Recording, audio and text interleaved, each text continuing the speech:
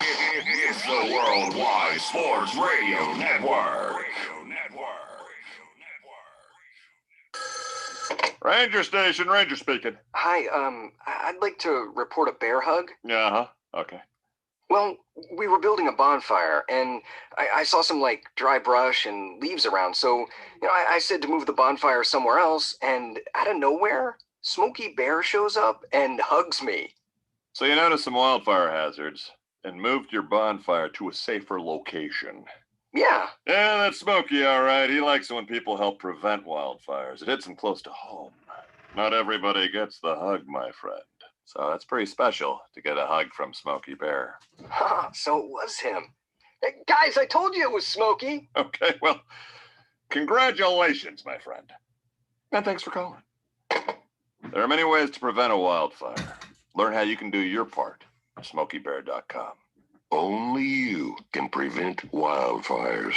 Sponsored by the U.S. Forest Service, Ad Council, and your state forester. Hope you enjoyed your meal. And I just want to say, he's lucky to have a brother like you. Lucky?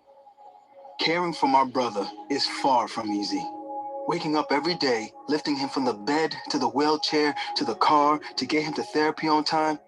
It's no small task between the doctors and the diagnosis, but nothing can disable this love. This is my big brother, my hero. He's part of me, like my arms and legs. So I'll be his.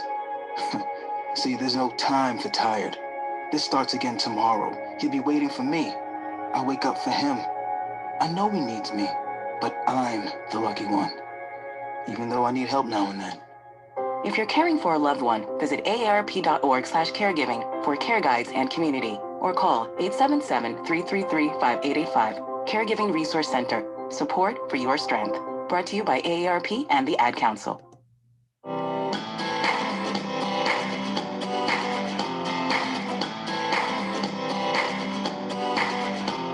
People been saying to your friend, get a different face, and posting on their feed, they're super ugly. The things they say to them online are cruel and they're not true. So tell your friend, I'll stand up for you. Don't worry, I know what to do. Tell the world I see with an emoji to stop the bullies. Know someone who's being bullied online? Send the witness emoji. It looks like an eye in a speech bubble, and it's in the symbol section near the clocks in your phone. You'll let the world know it isn't cool, and you'll let your friend know you care. Learn more about the witness emoji at eyewitnessbullying.org. Brought to you by the Ad Council. It may be hard to believe, but people just like you are already saving money. Feedthepig.org makes it easy. Their simple savings plan teaches you how to start saving without going overboard. So you don't need to mooch off your friends. You gonna finish that grape? You mean the one in my mouth? You don't need to stop buying the necessities. What you're smelling is a natural musk. Ew. You don't need to be a medical test subject. How do you feel? Mostly okay. Sometimes, though. You don't need to get a second job as a stuntman. We need a new stuntman. Let's break for lunch. You just need an internet connection. Don't get left behind. Start your personal savings plan with the tips and tools on feedthepig.org. That way, you don't need to sell your soul to the devil. $15 is the best I can do. All right, deal. Brought to you by the American Institute of CPAs and the Ad Council. When is the best time to talk to your family about staying in touch during a disaster? When floodwaters reach your door? When wildfires are engulfing the edge of your neighborhood? Or an earthquake is destroying buildings? When a tornado is tearing through town? Or a hurricane strikes? Or is the best time perhaps today?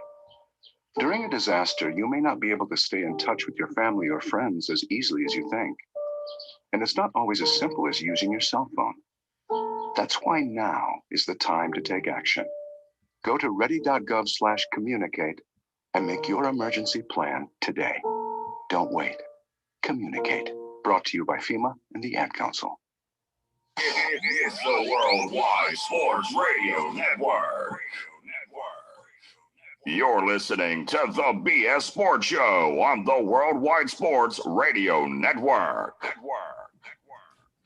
Hello, everyone, and welcome to the BS Sports Show. My name is Brendan Azoff. Joining me in just a moment is Stefan Rosner. And on today's episode, we are going to dive into the NHL Free Agency and Draft, which just occurred. The draft being last week, NHL Free Agency being this week, as well as the MLB postseason, which is in full swing. It's rounding up into the final two teams, which will take place in the World Series. And right now they're in the two championship series, which means, unfortunately, that the offseason is coming for both baseball and hockey, which is always a slow time for us baseball and hockey fans, but there's still a lot of action to discuss, including free agency. A lot of players have switched teams on some interesting deals, and with the flat cap, we saw a lot of team-friendly contracts, some short-term contracts as well, and there's going to be a lot of new faces, well, familiar faces in new places, we should say.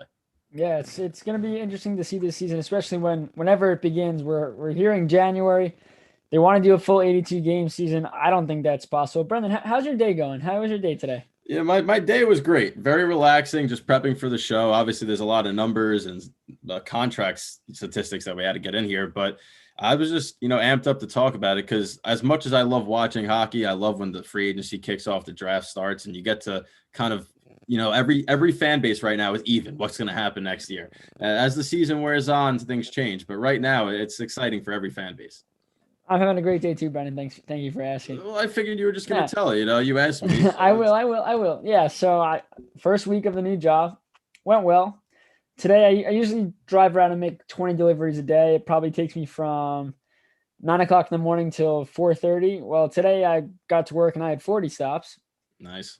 But I kicked that in the butt and got home at 3 o'clock. So that either shows I don't work hard enough in the 20 stops shift, or I just worked extra hard today. I'm going to go with the extra hard today because I knew I had to get home for this show. But let's get to goaltending. That's my favorite thing. And look at all the goalies that join these places. You got Henrik Lundqvist, which I'm sorry, it's got to hurt. Capitals. Former right. Capital Holtby's with the Vancouver Canucks. Interesting. Markstrom gets a 6-year deal with the Flames. Talbot gets a 3-year deal with Minnesota. Dubnyk is with San Jose after being traded there. Corey Crawford signs with the Devils.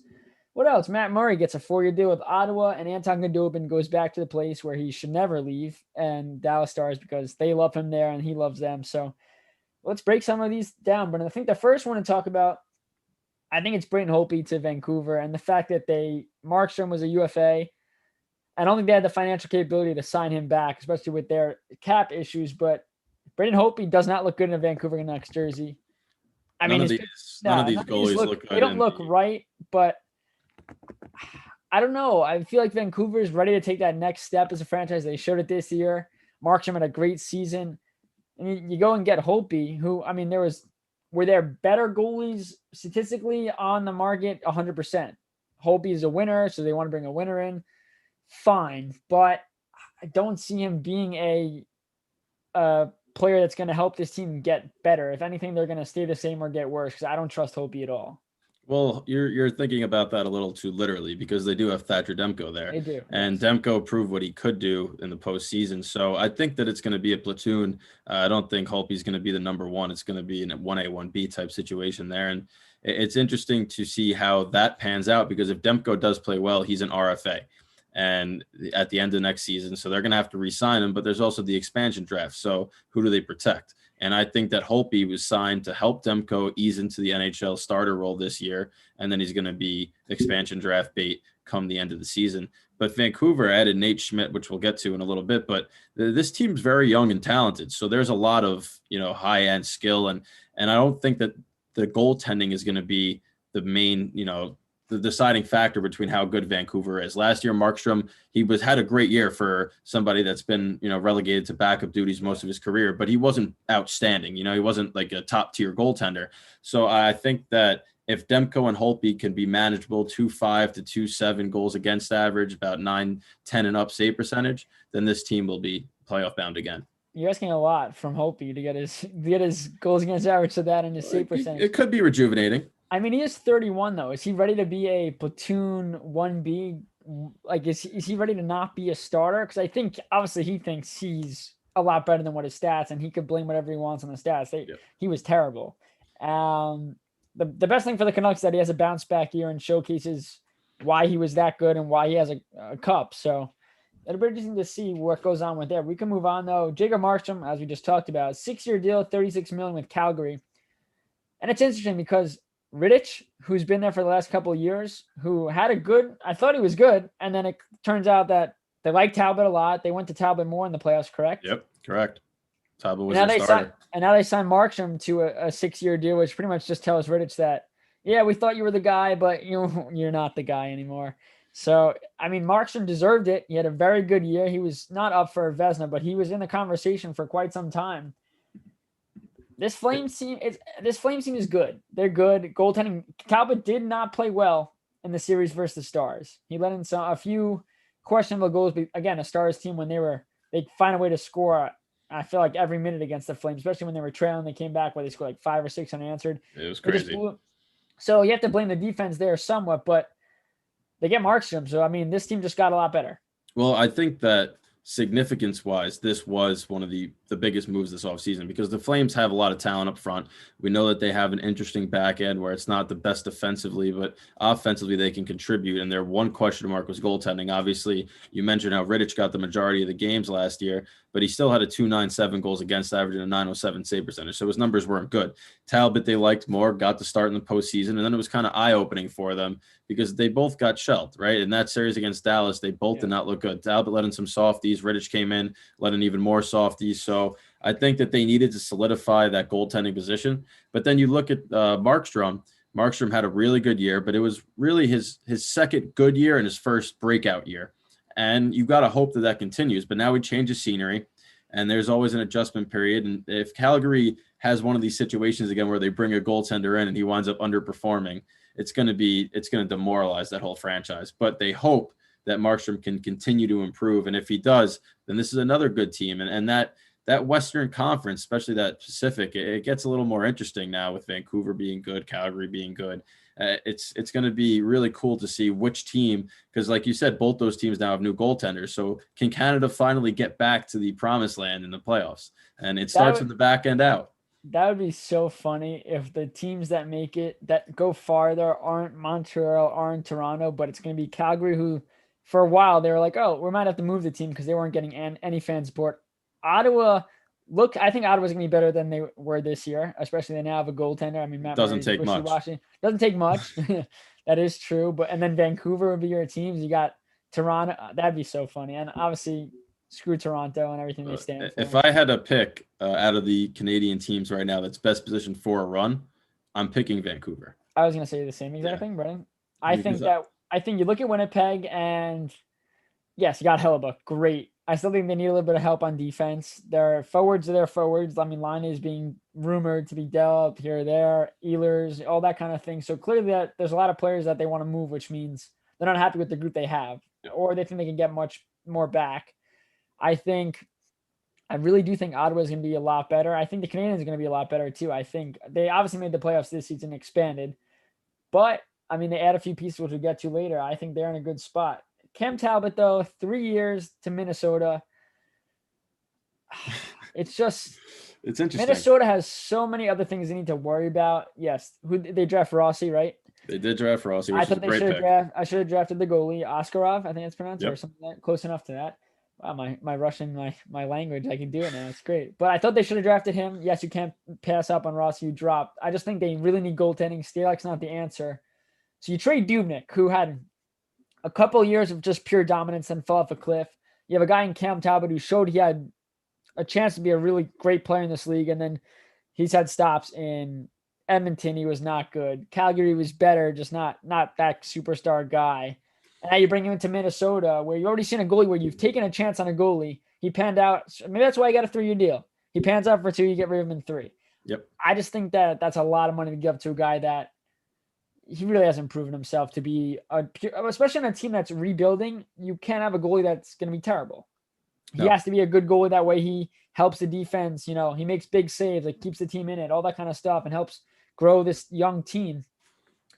I don't think that's the answer though. Getting a guy like Cam Talbot. Well, Talbot surprisingly had decent numbers last year. He had a 919 save percentage, but when you think about that term, 3 years for a guy that's been getting predominantly 1-year contracts, it's not like he stood out last season enough to get a longer deal. So I was surprised at the term and the monetary value of it. But I guess Minnesota, like we said, there is an expansion draft next year, so you have to expose a goalie. So maybe they're going to let Stalock be the one exposed, and they want a guy that they know is going to be there. Talbot had that great run with the Rangers when Lundqvist got injured, and that team was very defensively sound. I think that they allowed like 2.2 goals per game that season. So even with Talbot, that defense was so sturdy that he didn't have to make any outstanding saves. He just had to be solid.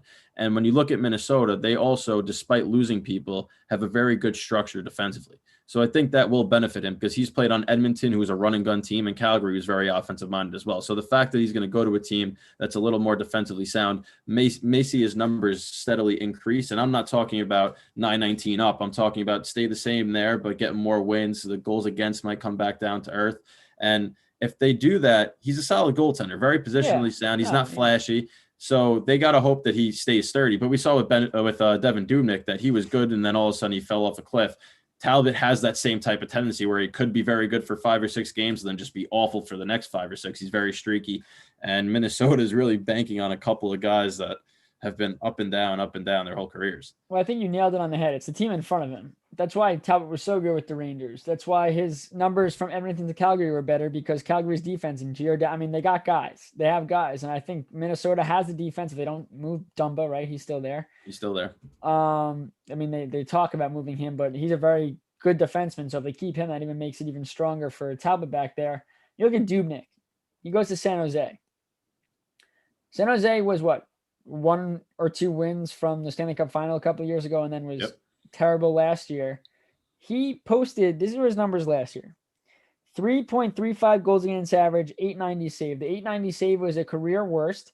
The 3.35 was a career worst if you don't count his first season, in which he played in 19 games, 2009, 2010. He wasn't good when he started. So a terrible, terrible year, but his numbers have gone down the last couple of years. He was dominant. He was very dominant for a couple of years with Minnesota. San Jose now, we talked about this, I think, last time. They have Martin Jones and Devin Dubnyk. Not Dumb and Dumber, but to the same extent, it's bad, and then it's worse. And if both of them are good, you win. You win the trade. You didn't give up whether you have a draft pick for him. Yeah. But if it's bad, it could be really bad for San Jose. For a team their window was yesterday. They have so many old. Their core is getting there up in there in age. They just re-signed Patrick Marleau too. I was gonna say they bring him back. I don't want to get heat for this, but he was done a couple years ago. This is just he wants to keep playing, and there's teams that want him. He's a leader. Well, there's not teams. It's just team. It's singular entity, because Marleau still scores. Marleau, as opposed to Joe Thornton. Joe Thornton, if he wants to play, San Jose they just give him a check and say, here, put your name on it. We'll just have you until you're 55, which at this point they have to look at a rebuild. And I don't understand why they keep bringing back these older players. But the longer, yes, Carlson, fully healthy, I don't buy it. Until he plays and actually looks like Carlson, I'll buy it. But say that he's fully healthy does not mean that his leg is going to take 5 years back and he's going to play when he was like 26, 27, when he was an unreal skater. He was good in the defensive zone, great offensively, making moves at the blue line. I think we're well beyond that. Brent Burns isn't getting any younger. Timo Meier, who you should be building a team around, is, I think, 25, 26. So he's not getting younger. This is the time. LeBlanc, right? They brought him back. It could really go really bad for this team that was, again, so close to moving to the Stanley Cup Finals. Another guy, which I really like this move by the Devils, Corey Crawford, 2 years, $7.8 million. And you question, they were in on the Thomas Greiss. People thought that's where Greiss was going to go. Greiss goes to Detroit, which we'll get to at the end. But for Corey Crawford, he still thinks he got a lot left. He proved this year that he does. I'm not sure what the stats are right now, but he was, they brought in Leonard, and they said, all right, you know what, Leonard and Crawford will split time. And then it came to the point where Leonard was solid, but Crawford proved that he could still be a number one. And I think when Mackenzie Blackwood trying to take strides, they had Ryan Murray on defense. PK Subban, you don't think he could have a worse year defensively. The Devils are looking like they've improved, and I think having Crawford to help Mackenzie Blackwood take that next step is very crucial. And Crawford knows he doesn't have that many years left. He's been injury riddled. It's been tough, but he wins. He wins. He's won before, and I think he brings that winning mindset to the team. And I think he's got a perfect mentor for a guy like Mackenzie Blackwood. He really is. And that's why this tandem now becomes dangerous, because if Blackwood does struggle or have any type of growing pains now, Crawford could step in. But Crawford isn't going to just relegate himself to a backup role. He's going to compete. I think that his 917 and 277 last year. Now, the goals against is probably elevated because of Chicago. We saw Leonard, his goals against went up, and then he went to Vegas. They dropped significantly. So he's still a good goaltender. But you have to be wary of the injury bug. So I think that a lesser, amount of games for him and playing behind Blackwood essentially will definitely keep him healthier and better and sharper. And it's got to be good for, Crawford. It's good for him because he loved Brodeur. He comes now to the team that he won so many cups with. And then he also can mentor a very good young goaltender in Blackwood. Yeah. And I mean, we worked for Binghamton, Brendan. You got Gilly Sen, who we like. He's a great guy. They also signed? Who'd they sign? Scott Wedgwood. Did they? Yeah. I think he played for Toronto's team. I think, was it Utica Comets? That's Vancouver, right? Utica's Vancouver. I think he played for Utica. I just remember they faced him a couple of times when we were working there. They signed him, but I mean, Gilly Sen, he's not NHL ready, but he can. I mean, I think he's played a few games in the NHL, and I think that if Crawford goes down, it's Mackenzie Blackwood's show, and Crawford's gonna try to play there, and he's gonna get some playing time. It just really depends how Mackenzie Blackwood improves. Let's move on though. I mean, Murray signed with Ottawa. Murray's we know what we're gonna get with him. It's gonna be inconsistent. And then Khudobin. So let's move on to the big names. Oh, still got Henrik Lundqvist we didn't even talk about. You want to talk about him? I think that the one thing I'll say is that 1 year, $1.5 million for him, I think is a steal. Steal. Despite, his lower numbers the last 2 years with the Rangers, playing behind Samsonov is going to give him drive, and he wants to win a cup, and he feels that Washington, he picked them. So he thinks that they're going to be in a position to win, which I'm not entirely sure. But I think that extra motivation is going to up his play, and I wouldn't be surprised if he has good numbers this year. But based on all the goalies we just mentioned, which one do you think will perform best with his new team? Perform best? I'm gonna say Lundqvist. I was gonna say Corey Crawford, but I don't trust the Devils' defense just yet. It was a real struggle for them. I think the Capitals, while they're more offensively driven, their defense is solid. I think behind a guy like Samsonov, there's a 1A, 1B. I mean, Lundqvist never got good defense, and that took a lot. I feel like that's why. What is he? How old is he? I think he's 38 now.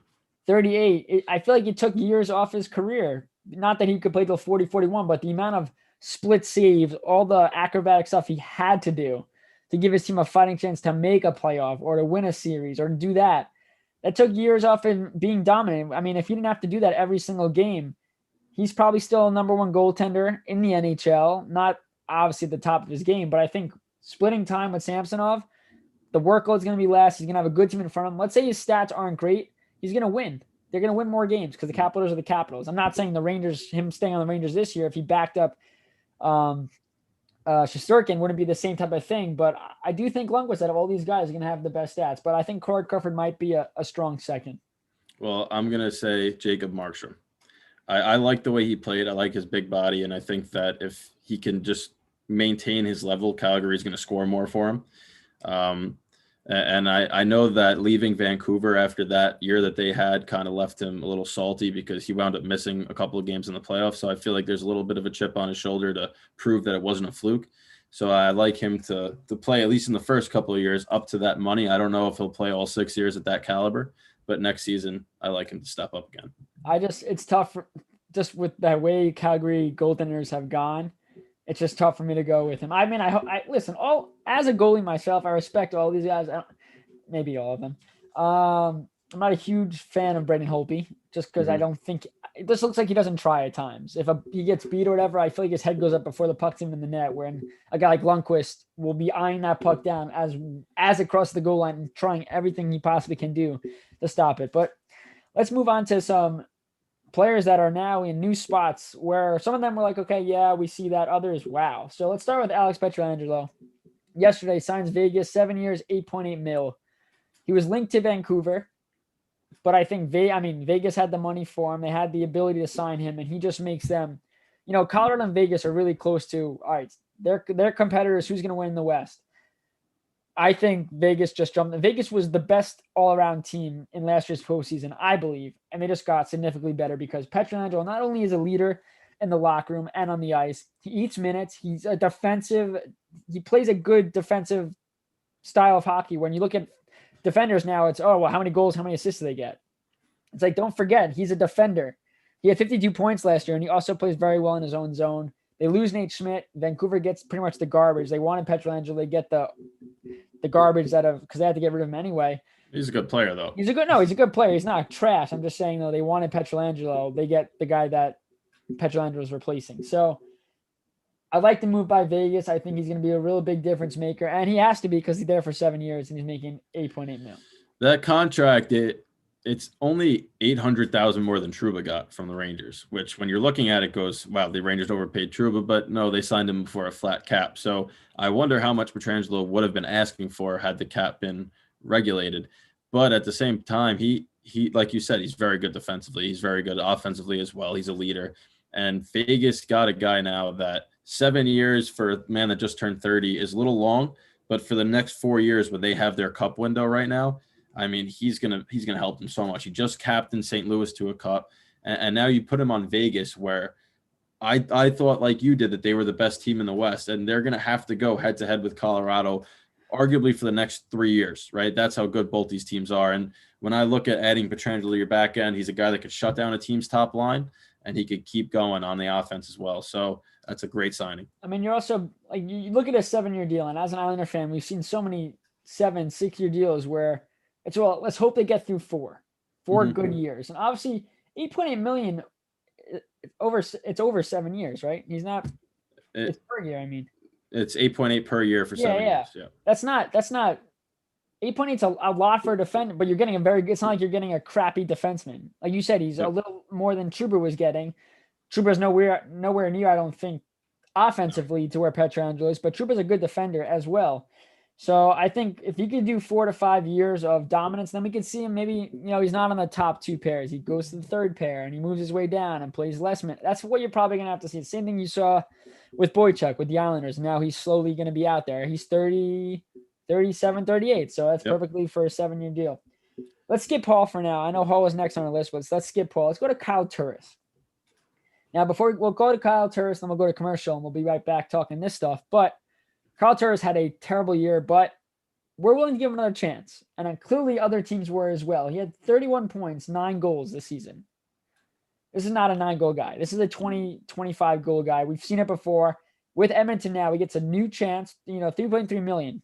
That's not that much for over 3.3 times 2. What's that? 6.6. No, it's 2 years, 3.3. So it's 1.65 per year. Oh, well, that's an absolute joke. That's a steal. They got him. This was one of the best contracts handed out this offseason as far as a team-friendly deal. But we have to remember for Turris, he didn't just take 1.65. He got bought out. So he's making money from Nashville as well. So it makes sense that he would take less money as a prove-it deal. But for Edmonton, that's phenomenal value. Phenomenal. I mean, you look at Edmonton, and it's a McDavid show. They could have a 3rd-line center in Kyle Turris score 25 goals and just make them – like I said, terrible year. But everybody on Nashville besides Roman Josi was terrible. Yeah, all their offensive totals were down. Yes, down incredibly. So I think – not that it's a wash. He played bad. That's why he's not getting a significant amount of money. But at the same time, he's got to bank on himself that he's going to play well. Edmonton's willing to give him a chance, and I think that this is going to pay off very, very well. So we got to go to commercial, Brendan, but when we get back, though, what are some of the names we're going to go over to give the viewers some? Well, I mean, when we get back, obviously we're going to dive into Taylor Hall, very surprising signing there, talk about some Bobby Ryan, Kevin Shattenkirk, the defenseman moving around. We're also going to give you our predictions of who's going to play well, what we think is going to happen next season, and we're just going to keep on going because the NHL free agency was very hectic the first 3 days, and it was one of the most unique signing periods we've seen in a while. So definitely you don't want to leave this and stay with us. We'll talk to you guys in about 5 minutes.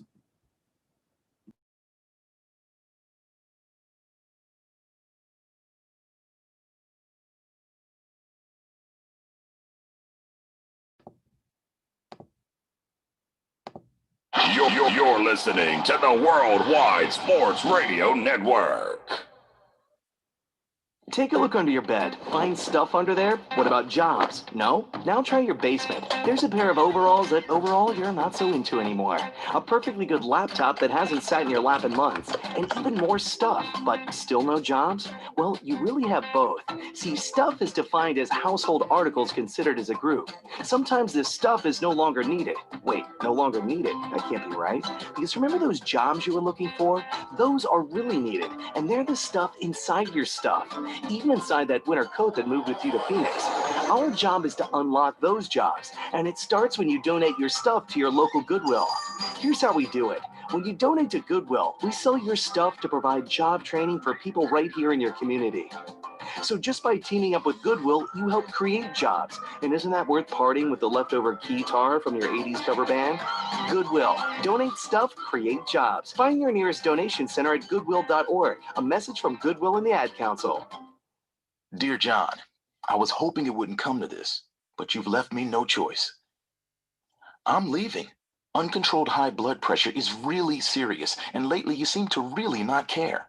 I've been there for you since day one, and I know you think I'm gonna keep ticking, but no, my friend, I can quit whenever I want. Why can't we get back to the good times, when we were more active and ate more healthy foods, and you checked on me every once in a while? Is that too much to ask? I don't want to leave, but unless you stop ignoring me, what else am I supposed to do? Remember, when I quit, you quit. Sincerely, your heart. Listen to your heart. Don't let it quit on you. Doing the minimum to control your high blood pressure isn't doing enough. High blood pressure can lead to a stroke, heart attack, or death. Get your blood pressure to a healthy range before it's too late. Find out how at heart.org/blood pressure. Check, change, control. A message from the American Heart Association, the American Stroke Association, and the Ad Council. Hey, what's up, everybody? I'm Jason Derulo. I love that music connects to people all over the country, but unfortunately, so does something else. Childhood hunger. 15 million kids struggle with hunger right here in America. And yet, every year, billions of pounds of surplus food in the U.S. go to waste instead of going to the children in need. Feeding America is working to change this. The Feeding America nationwide network of food banks rescues this surplus of food to help provide meals to families in virtually every community in the United States, including yours. But they just can't do this alone. Join me in the fight against hunger in America. For more information on what you can do to get involved, visit feedingamerica.org. That's feedingamerica.org. Together we can solve hunger. Together, we're Feeding America. A message from Feeding America and the Ad Council.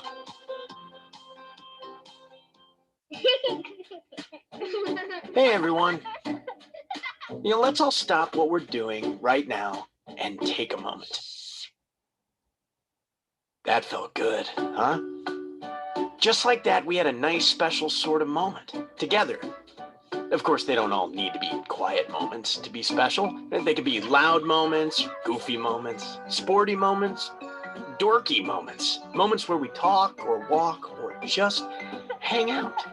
It doesn't really matter. They all count. Because every time dads like us take a moment like that to spend with our kids, well, it's pretty momentous. Sounds like somebody agrees. So let's take a moment to make a moment today. Call 877-4DAD-411 or visit fatherhood.gov. Brought to you by the U.S. Department of Health and Human Services and the Ad Council. Music is a bridge between the material and the spiritual. My name is Harvey Lauer, and I'm 82. As a blind person, you have to be aware that nobody can tell you what you can or can't do. You really have to try things. My folks got me a little radio in 1940, and that was the best Christmas present I ever got. When I was 11 years old is when I started to play music, play the piano, and then the accordion, and then the cello. My wife, who was also blind, was a good cook. When she died, that's when I started Meals on Wheels. America, let's do lunch. 1 in 6 seniors faces the threat of hunger, and millions more live in isolation. Drop off a hot meal and say a quick hello. Volunteer for Meals on Wheels by donating your lunch break at americaletsdolunch.org. This message brought to you by Meals on Wheels America and the Ad Council. You're listening to the Worldwide Sports Radio Network.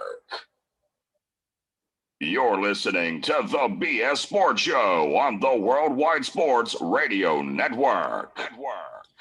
All right, everybody, we are back with the BS Sports Show. And like we said, there's a lot of big names that have moved teams. And I think we'll start with Bobby Ryan, who, after one of the more memorable comebacks in recent NHL history, where he, put himself into the substance abuse program and came back, scored a hat trick in his first game, finished with 5 goals in 24 games played this season, and gets bought out by Ottawa. Obviously, Ottawa was trying to just revamp their whole roster, and he signs a 1-year, $1 million deal with Detroit. And Detroit made a lot of good moves, and bringing Bobby Ryan in kind of a prove-it deal, I think, is one of the best ones they've made this offseason.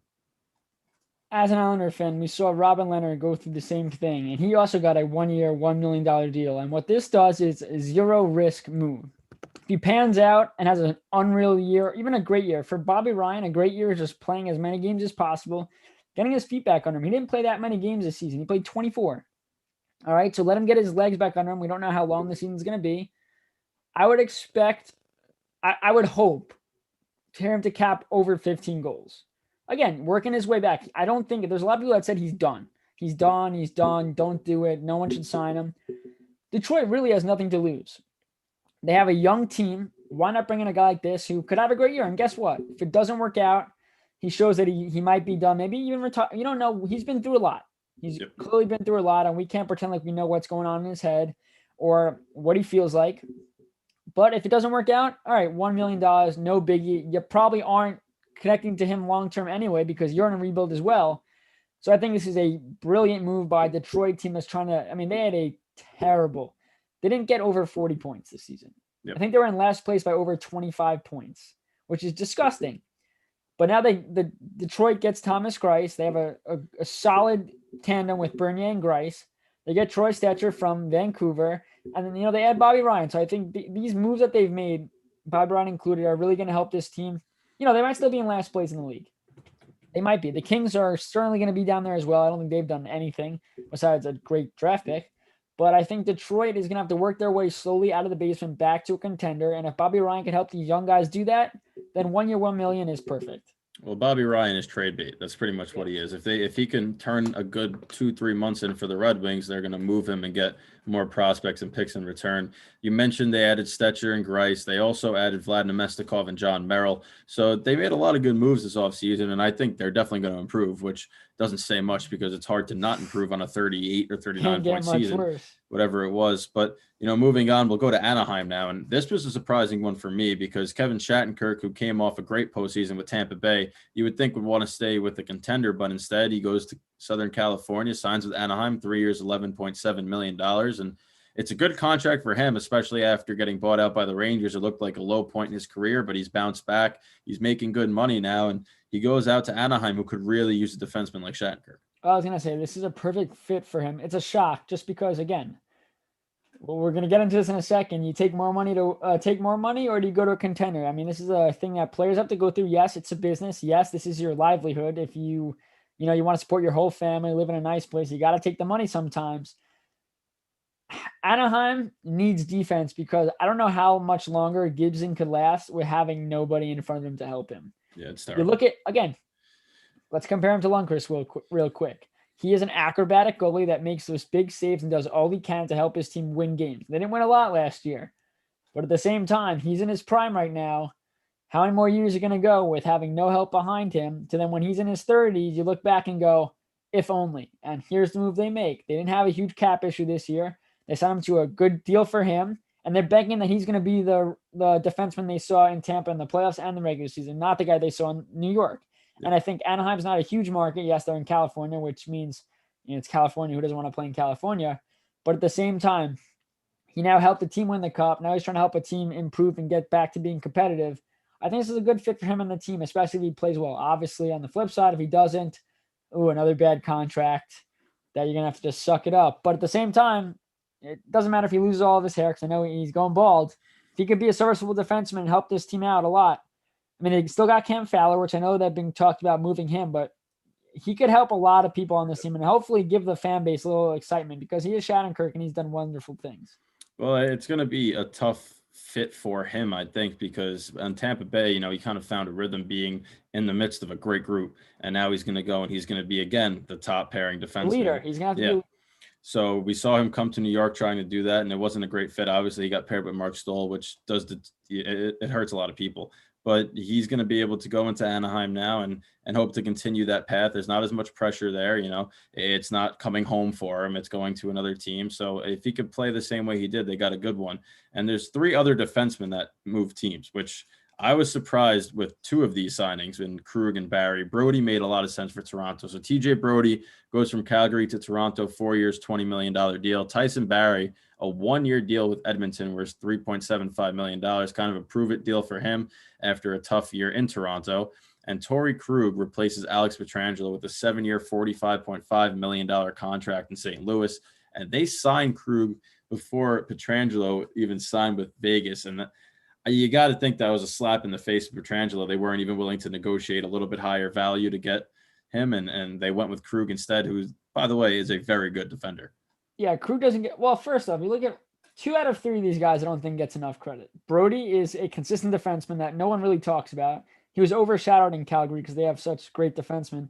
You look at Torrey Krug, who's on a Boston Bruins team where all the stars are on offense and they have Chara on defense. No one else really gets talked about. McAvoy really took over the Krug spotlight when Krug first came up.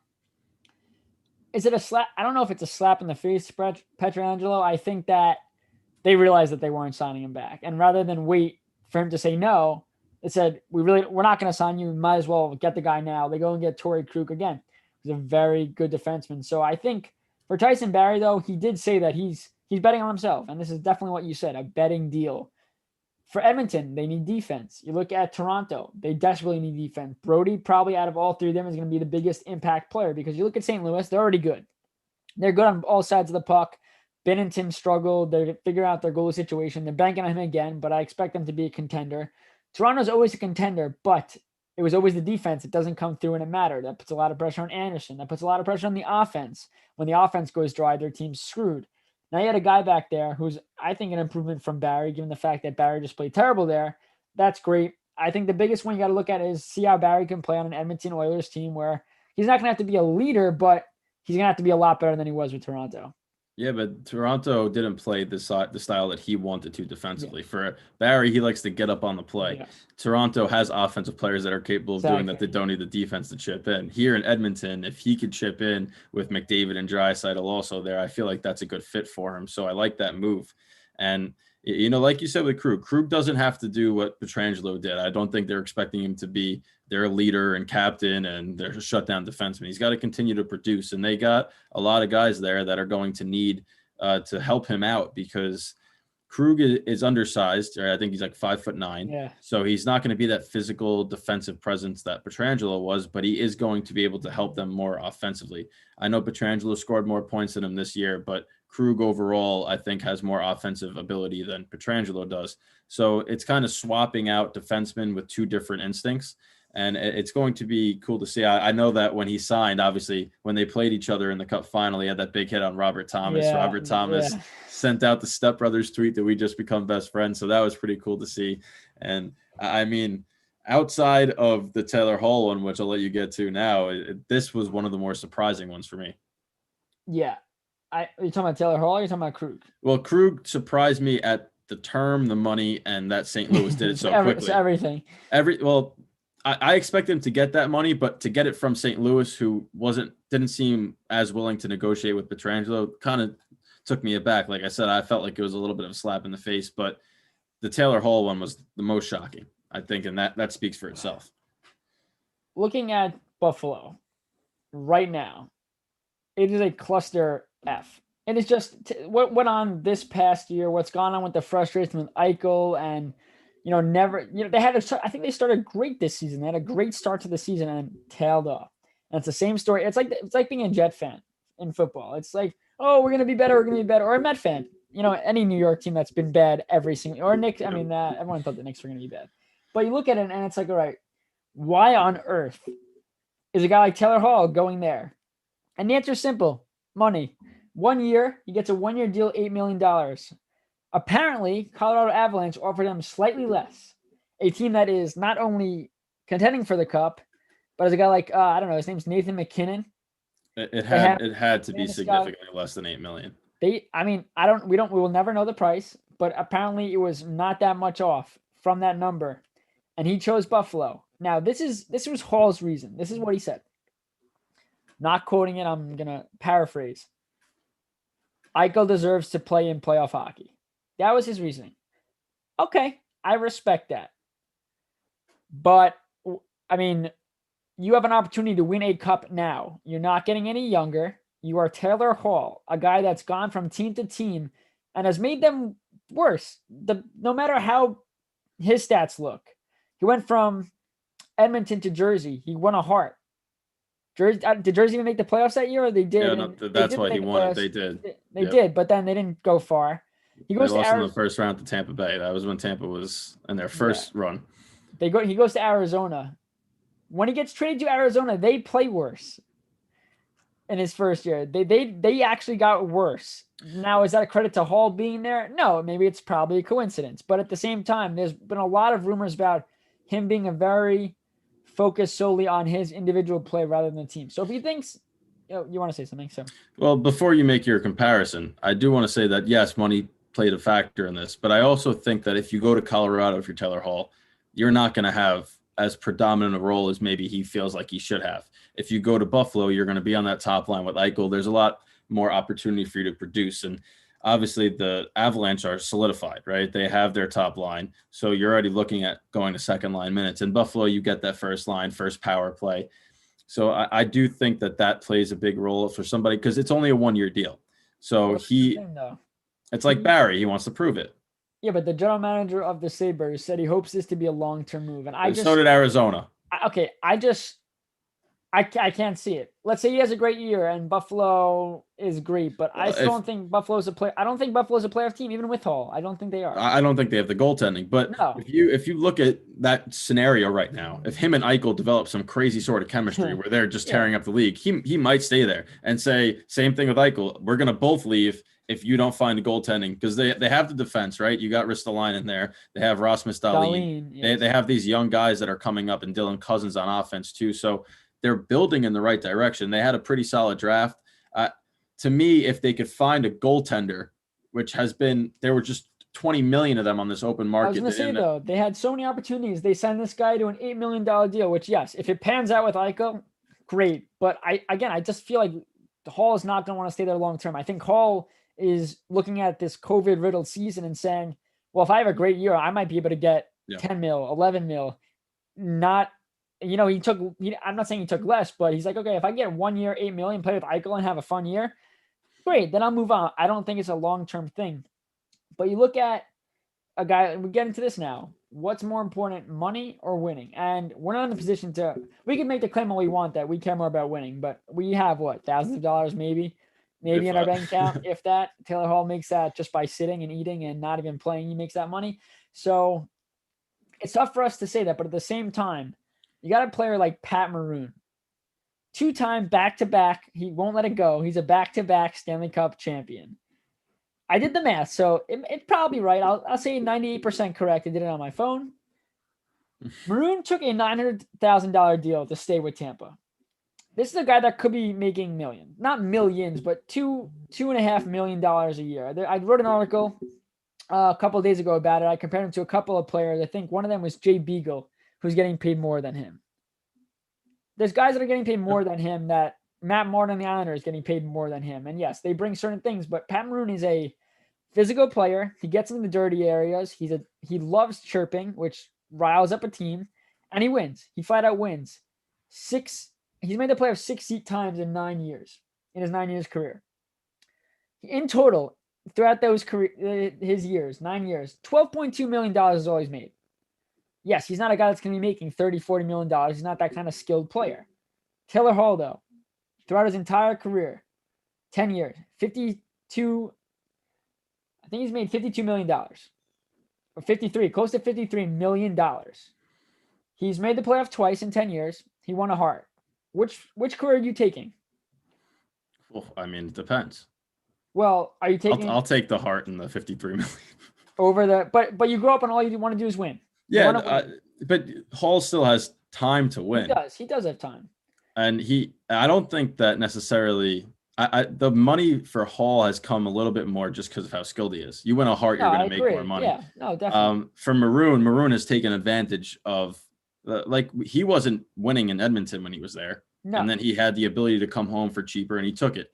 We've seen players do it. We saw Shattenkirk do it to take that cheaper deal to go home. And he happened to win in St. Louis. And then he goes to Tampa Bay on a cheap deal and wins there. And he's picking the right teams to sign these cheap deals with. For Hall, he's getting offered. Now, I don't think any team's going to offer Hall less than $6 million. That's the talent he is. And he had the chance, when he was with New Jersey, he won that Hart. He was the only reason they were competitive. Exactly. So it's kind of the teams that were around him. And he didn't want to leave Edmonton, by the way. No. So, imagine he stayed. I mean, you look back at Peter Chiarelli, what he's done, and that was for Adam Larson. No, it was for Oliver Ekman Larson, but he thought that it's just terrible. But yes, I mean, when you look at the grand scheme of things, I'd love $53 million, but I'd also love a cup. So I'm not envious of either one of these players, to be in that situation to pick. If you looked at Taylor Hall right now and said, you've already made $53 million. If you had to pick a team to sign you for a cheap deal that you're going to win a cup, he may do it. That's what I'm saying, though. He's already made the money. The money, take away the $8 million he got this year. He's still at 40. Wow, my math is terrible. 43, 42, 44. Yeah. Oof, God, buddy. Out of college a long time now, huh? A couple of months. No, so he's made the money. I just think Colorado, we don't find out what the number was. Let's say they offered him $7.5 million. I just respect a player that's willing to take less to win and help a team because Maroon knows that he can make millions. His agent knows that, but his agent's probably not happy he's taking less money. But at the same time, he clearly cares about winning more than the money because if he really wanted the money, he would probably go to a bad team willing to give him Detroit, a team like Ottawa, probably could have offered him a $1.2, $1.3 million deal. They were not going to win with him. Why is he going to waste his time? I think he's almost 30 or he may be over that. Why is he going to waste his time on a team that's not going to win? He's not going to put up the numbers that Hall is putting up. He's going to be a depth player on their team, and he knows his role with Tampa. So I just respect players. We don't see it. We see this in the league all the time. And I'll get to football real quick, even though I hate talking about football. Le'Veon Bell right now with the Jets. He wants to be traded. And this is after a guy who clearly chased the money to go to the Jets, knowing how bad they were. Yes, they had Darnold. They have guys around that they thought were going to be good. They weren't. But he chased the money completely, and now he wants to be dealt. You don't see it in hockey where players usually takes a significant amount of money. Look at Shattenkirk. We go back to his. He's getting good payday. Were there other teams that were probably better contenders that could offer him a little less? Probably. But in hockey, it's a little different because money's not the same as it is in these other leagues. Oh, yeah. That's the biggest thing is when you get a chance for a big contract, you usually have to take it. But again, if it's close and you're going to go and take a little more money to go to a team that's not even close to where another team is, I just think that's tough, especially for, young players that look up. I mean, we grew up playing in our driveway going, yeah, we scored the game-winning goal in the Stanley Cup. That's what we dream about. Obviously, we're not there. Some of those players like Hall are there. And I think that after you make so much money in this league, you can really focus on just winning and take a discount. And maybe ego gets in the way. Maybe that's what happens. But guys like Pat Maroon who work their butt off to play third line minutes and do it well, I respect them greatly. Yeah, so do I. And I think the closest example to other sports would be Panarin, but it's a different situation because in all honesty, he took less money to come to a team that wasn't fully ready to contend. If he took that money and went to the Islanders, who knows where they are after this year, but he liked what they had. It's New York City. And I know it's New York and New York, but the city and the island are two different locations. But that honestly, monetarily wise, is the closest to other sports because it was $11-12 million. You don't see those big contracts that often in hockey because of the salary cap and the TV deals issues, which have stemmed back a long time, but that's a completely separate issue. So that comparison between Pat Maroon and obviously any player would want 2 cups, right? You look at Lundqvist, if he said he could sign for $900K somewhere to win a cup, he would do it in a heartbeat, but it doesn't happen like that. And Pat Maroon has had the ability to not only sign with teams that are built to win the cup, but he's been a pivotal part in getting there and helping these teams can win the cup. But who won free agency in your opinion? It is tough. I really like what Detroit did. I don't think these moves are going to give them a winning. I don't think they give them a winning record. I think it's going to get them out of the basement. but they're on the right path to getting back, I think, a little quicker than, I mean, they were an iconic franchise, 25 or 26 straight years making the playoffs. They were, you think about hockey, it's like, oh, Detroit. And then they've really fallen off a cliff. I think the moves they made, Ryan, Stetcher, who'd you say they, oh, Nemestikov, the small moves. Yep. Grice, I think for Grice, we didn't talk about him, but Grice they signed him. And when he came to the Islanders, he had great years and not so great years. But when he had his great years, that's when the Islanders franchise turned the page from being a usual not making the playoffs crappy team to, all right, we see something. Oh, wow, they're good. Oh, my God, Jennings Trophy for Leonard and Grice. They're in the playoffs. Oh, look what they did this year. Even though he didn't start a lot, he had a bad second half. Game 7 winner to get them to the Eastern Conference Finals. I think Grice is going to have to do the same type of thing with Detroit and get them. All right, now you have a tandem now in net. Okay, so now the defense has less pressure. They're scoring more goals. Wow, they're winning more games. Okay, we're not as bad as we thought. I think those signings they made, whether they might be small, and Bobby Ryan, who could have a bad year, Nemestikov, a depth forward, Stetcher, a very good defenseman. I just think everything they're doing was right. I think all the moves they made were right, and we'll see if they pay off. But I think it was just very, very smart from Yzerman to go this route rather than try to get a guy like, I don't know, offer Taylor Hall a significant amount of money, which we never would have taken anyway, because, well, actually, you never know. But I think Detroit won it. Yeah, I mean, I can't argue with it. I think that Thomas Greiss is about to face a test that he hasn't faced since being on the Islanders, because with Barry Trotz there, that defensive structure is a lot tighter than what he's going to see on Detroit. So we'll see just how good of a goalie Thomas Greiss is, because I do believe he's undervalued. I think he's very underrated. He was so good with the Islanders, just positionally sound, made the big saves when he needed to. But for me, I have to go with Edmonton because they added Kyle Turris on a very cheap contract. It helps solidify their middle. Obviously, you know, they have McDavid and Draisaitl, but their bottom six has always been the problem. So now you have a great third line center who could bump up in Kyle Turris.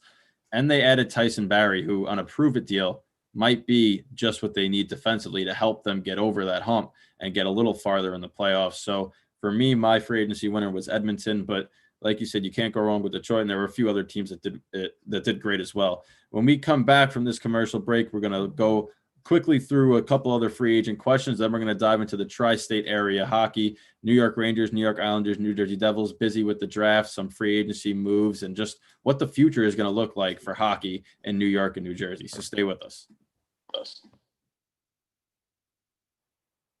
It's the Worldwide Sports Radio Network.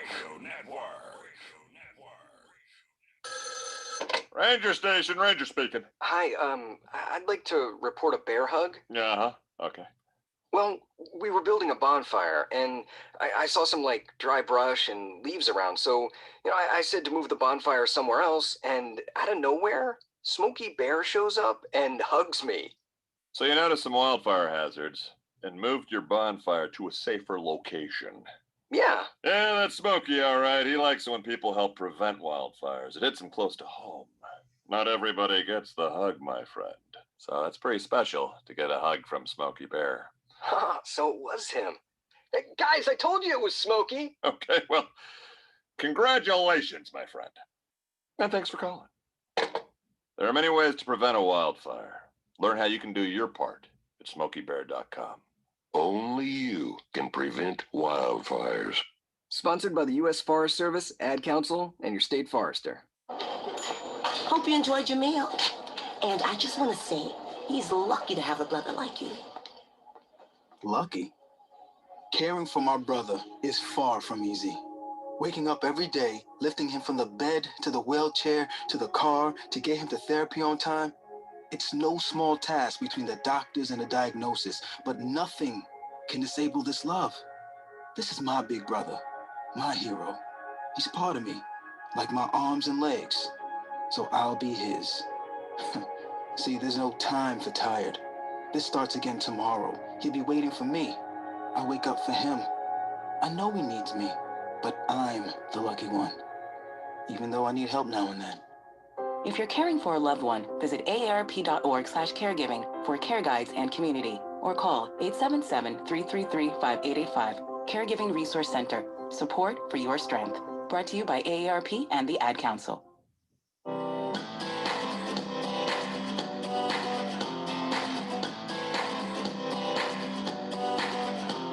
People different face and posting on their feed. They're super ugly. The things they say to them online are cruel and they're not true. So tell your friend I'll stand up for you. Don't worry, I know what to do. Tell the world I see with an emoji to stop the bullies. Know someone who's being bullied online? Send the witness emoji. It looks like an eye in a speech bubble, and it's in the symbol section near the clocks in your phone. You'll let the world know it isn't cool, and you'll let your friend know you care. Learn more about the witness emoji at eyewitnessbullying.org. Brought to you by the Ad Council. It may be hard to believe, but people just like you are already saving money. Feedthepig.org makes it easy. Their simple savings plan teaches you how to start saving without going overboard. So you don't need to mooch off your friends. You gonna finish that grape? You mean the one in my mouth? You don't need to stop buying the necessities. What you're smelling is a natural musk. Ew. You don't need to be a medical test subject. How do you feel? Mostly okay. Sometimes, though. You don't need to get a second job as a stuntman. We need a new stuntman. Let's break for lunch. You just need an internet connection. Don't get left behind. Start your personal savings plan with the tips and tools on feedthepig.org. That way, you don't need to sell your soul to the devil. $15 is the best I can do. All right, deal. Brought to you by the American Institute of CPAs and the Ad Council. When is the best time to talk to your family about staying in touch during a disaster? When floodwaters reach your door? When wildfires are engulfing the edge of your neighborhood? Or an earthquake is destroying buildings? When a tornado is tearing through town? Or a hurricane strikes? Or is the best time perhaps today? During a disaster, you may not be able to stay in touch with your family or friends as easily as you think. And it's not always as simple as using your cell phone. That's why now is the time to take action. Go to ready.gov/communicate and make your emergency plan today. Don't wait. Communicate. Brought to you by FEMA and the Ad Council. It's the Worldwide Sports Radio Network. You're listening to the BS Sports Show on the Worldwide Sports Radio Network. All right. So obviously there was a lot of movement this free agency, and some free agent signings will pan out while others will falter with their new team.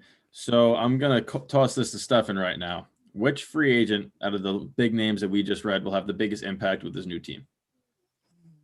Which free agent will have the biggest impact? Oh, it's such a tough one. I think it's got to be in the goaltending department, just because there were so many goaltenders moved. So I think the biggest impact to get this team to the next level, I mean, we talked about it earlier, I think it's got to be Markstrom. I think, yes, I didn't think he was out of all the goalies that's going to have the best statistical year. I didn't say it was him. But thinking back and looking back, Calgary really just needed a top-tier goaltender to get them past Dallas. If they have a top-tier goaltender in net, Dallas isn't getting past them in that round. So I think the biggest signing right now, I would have to say, would be him. I do think second, though, I think Kyle Turris is going to have a great year.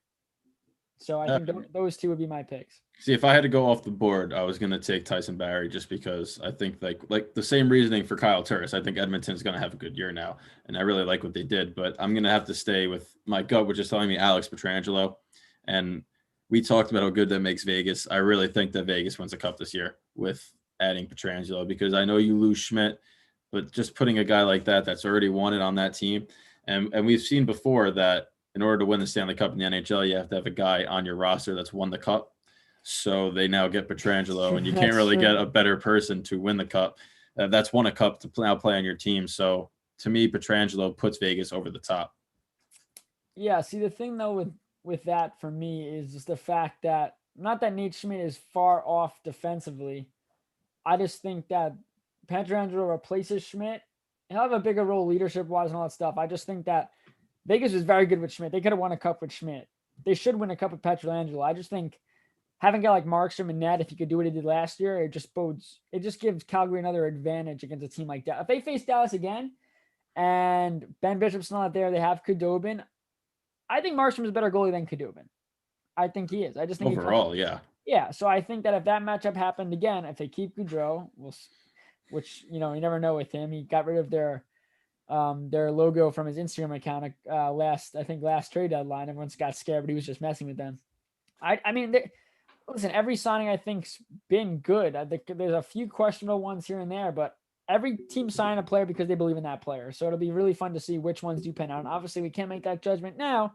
But when January, February, March rolls around early on, we'll be able to see right away if, okay, he's a good fit. No, but the speculations were all the fun lies, Stefan. I know. So now we'll switch gears, and we're going to talk about the local teams, obviously. And we'll start with the New York Rangers, who had a very questionable free agency day by signing Jack Johnson to replace Mark Stahl. So basically, they took Mark Stahl and said, how can we make him worse? And they signed that player.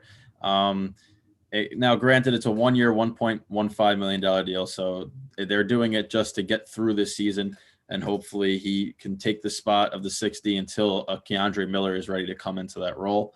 But outside of that, their first round, they took Alexis Lafreniere, and we knew that that's where the offseason was really going to be won, was they had to take him at that first overall pick. They make their adding Lafreniere to an offense that already scored 3.5 goals last year, where Kakko only scored 20 points and Edel only had 20 points. That's going to be surreal to watch. Just if they all click, I don't know who's going to be able to stop them. It's just going to have to be outscore them, which you can do now with Jack Johnson on defense. So I don't know necessarily what they do. They did re-sign Phil DiGiuseppe, which I like for depth. They added Kevin Rooney from the Devils for depth center as well. Keith Kincaid is going to be in Hartford, and he'll be given up to the expansion draft if Seattle chooses to take him. And Anthony Potato got signed by the Rangers, who I actually got the chance to skate with, came down for a practice when I played 18U with my coach, was friends with him. They played together back in the day. So it was really cool to see him come home. I saw a lot of tweets from friends and family that were like, welcome back home. It's good to see you. He was very happy, put on his Instagram.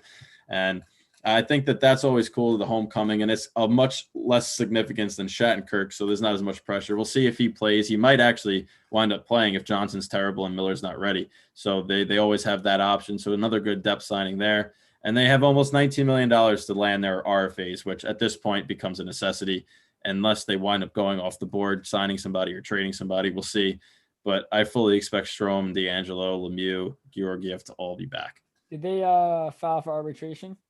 Yeah, they have to. I mean, at this point, I don't think that they'll get settled because Strome is going to be asking for more, probably $6 million.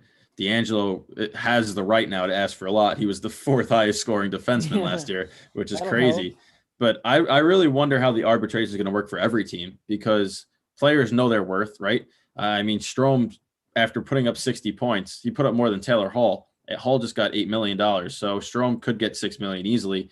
The question is, does the arbitrator go with the player or go with the team that's now suffering from a flat cap? So is it like oof? is it you have the agent, the player, and then you have the team representative, and there's a judge who's the arbitrator? Is that really you like Exhibit A scored this amount of points and this amount? It's a lawyer.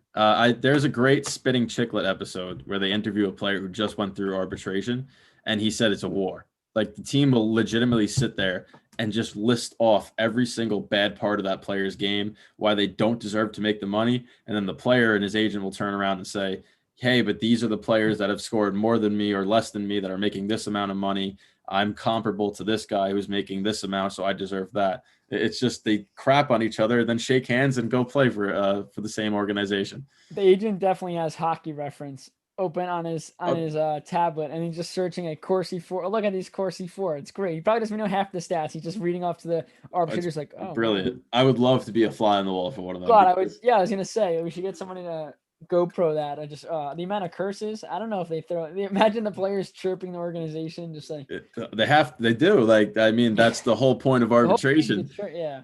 I mean, it's like if I was arbitrating, I was the team and you're the player, right? I'd be looking at you and say, I got beat 5-0 this many times. And you'd say, I made this many saves. This guy, it's just, you got to crap on each other for an hour. GSAA? Imagine they kept that, the NCRHA. So, but the question is, how does a player feel though, if the arbitrator rules with the team? It's like, so you don't think it happens. If Strome comes in way too high, it's not even close. Like if the team comes in way too low, it's also not. That's why it's a process. Like they gotta assess and give a realistic explanation, price tag for these guys. And my guess is that if it was between Strome and D'Angelo, I think that Strome has a better chance of winning than D'Angelo does. Why do you say that? Because D'Angelo had one really good year. Strome he had a good year with the Islanders. He's a center. And for defensemen having that one good offensive year, but he also got exposed defensively and in the playoffs, but Aho walked around him. And that was a problem with D'Angelo's game. So I think that defensively, there's enough keeping D'Angelo because he's still young. He's only 23. Yeah. So they might be, and I don't know necessarily how much he'll get, but they might settle. D'Angelo might settle before arbitration. Yeah, I mean, the Rangers pretty much acquired a superstar in the making, Alex Lafreniere, as a draft pick. That really helps speed up that's pretty much the final check on a rebuild. Yeah, the only thing they're missing is center and lefty. Oh, but before we move on to the Islanders, can you just say your Jack Johnson stat? Because I know you didn't remember about it, but I want the viewers to hear the stat that you had about his the minus 114 of his career, or the other one? No, the other one. I saw somewhere on Twitter, and if I could find it, I'll tweet out who got credit for it because I don't want to steal somebody's thing. But it was an advanced stat that said out of all the zone entries into the zone, he stopped, I think, 5%. He was 5%. He was successful at denying, which means 95% of the time the opposing team was able to walk into the zone on his side of the ice, which, I mean, you could fall down and stop at least 6. Like I would think if you just fell down and swung your stick, you could break up 6 of them. So he's Mark Stoll with 2 bad eyes. Yeah, and statistically, he, I think, was the worst advanced stats penalty killer. And John Davidson, when asked why they brought him in for penalty kill work. Yeah, John Davidson said, we brought him in for a penalty kill to help our penalty kill out. And statistically, he's the worst defenseman penalty kill-wise. So, I don't know. Would you rather have Brendan Smith than on defense? Well, no, the problem is that Brendan Smith's going to be on defense too. Because they don't have the 6th defenseman. They're waiting on Miller to come, and he's coming from college, so the odds of him making it are slim unless he has a great training camp. Hayek had a shaky year before he got hurt, so they're not sure if he's ready. So that the problem is that they're going to look bad defensively this year, but they're bridging the gap between their prospects. It's going to be tough. But let's move on to the Islanders because let's Jack Johnson gets me angry. He seems to get a lot of people angry. I mean, he didn't even start yet, and I'm angry. Yeah, so just cool a little bit. Maybe surprises you. Maybe. No, yeah, probably not. All right, to the Islanders. They're pretty quiet. The first move they made was acquiring AJ Greer for Kyle Burrows with Colorado, 2 prospects, which Greer has a good upside, but again, just prospect, little things there. The biggest news was the trade they made yesterday. Devon Taves to Colorado for 2 second-round picks, 1 in 2021, 1 in 2022. Devon Taves has been a top 4 defender for this team since he's come up. His first game ever coming up, I think a year and a half ago, because he came up halfway through the season, was a overtime winner. I remember that game against Chicago against a goalie. What was his name? He played roller hockey. That's what he was known for. It wasn't. I'm trying to remember his name. Oh my God, something D'Elia. Yeah, Colin D'Elia. There we go. Yeah. The only reason I remember this game is because it was Taves versus Taves, and I've never ever seen 2 people spell their name like that before. No relation either. No, which is Taves also went to Quinnipiac too, and you don't, even though it's a top tier program, you don't see a lot of players make it. I think Matthew Pekka became the first forward. I was going to say they don't have many in the NHL. First forward to score from Quinnipiac ever was Matthew Pekka, who just signed a deal somewhere actually. I can't remember where, but so they trade him, and the thing is you have the 3 RFAs the Islanders were focused on was obviously your first one's Matt Barzal. Second one's Ryan Pulock. Your odd man out, if there was going to be an odd man out, was Devon Taves. They all go to Barzal doesn't. Pulock and Taves file for arbitration. And then Lou Lamoriello said, Taves is probably going to ask for too much. Let's just deal. And they get 2 second-round picks. And For me, for a guy that really struggled in the playoffs, he made some boneheaded plays. I feel like every time there was a big crunch time moment, he would ice the puck and they lose the faceoff and give up a goal. It happened twice in the playoffs, both leading to goals right off the bat. He made some boneheaded plays here and there. And for an Islander team that believes that Dobson's ready to take the next step, they signed their Sebastian Aho, yes, their Sebastian Aho, to a 2-year deal. They think he might be ready to take the next step. Andy Greed for sure is being brought back. They said it's really a possibility, and you have to. They're looking to move Boychuk. I heard rumors that Boychuk and a draft pick, they're going to try to move him now. Too much cap space. Letty could be on the move, but the Islanders have been really quiet, but Lou Lamoriello just never shows his cards. He is so quiet. He could be working on one of the greatest trades of all time, and you will not find out about it until it happens or well after it happens. You look at Bob McKenzie. This guy usually breaks trades before they happen. You don't get anything out of Lou Lamoriello before it happens. He's very quiet, very secretive. I kind of like it, even though Islander fans are waiting. What are we going to do? What are we going to do? What are we going to do? The Devon Taves move gives you an opportunity to now have more cap room. You get 2 picks back, but I also think these 2 picks, one of them is going to be used with Boychuk. I think he's going to keep them. I mean, you think about it too. Colorado is very good. So the odds of their draft picks being good draft picks. You can't trade with Colorado anymore. I don't think they've lost a single trade. No, but I mean, everyone's saying that they won this trade because they're getting Devon Taves, who can now play with a guy like Makar. He can play on the second line. Well, the reason they won this trade, now both teams are going to, like, you look at it from an Islanders perspective, you got 2 seconds for a guy that you may not have been able to re-sign as it is. Fine. Yeah, there have been but guys that got worse. Colorado doesn't need Taves to be the role that he was on the Islanders. No, yeah. And he's a serviceable NHL defenseman that they just got for 2 second-round picks. Didn't have to give up a prospect or anything. That's a very good team over there. No, they're very good. Like I said, the Islanders needed to have room to sign other players. They get rid of Taves, who was their odd man out, who struggled in the playoffs. And Colorado gets a top 4 defender. I don't think he's ever going to be a number 1 or 2. I just don't think he's at that point. But he's joining a very good team where he doesn't have to be that top 4 guy. He could be a bottom pairing and still do his job. So it's an interesting trade, but a trade nonetheless. So the last thing the Islanders did, which we'll get to, is they signed Corey Schneider. This move is just, first off, they only have 3 goalies. They have Sorokin's here, Varlamov, and Skar. That's it.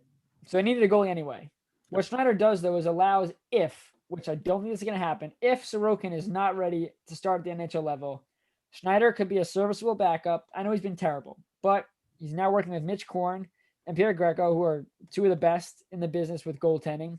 They rejuvenated a guy like Robin Lehner, who fell off a cliff and found his way back.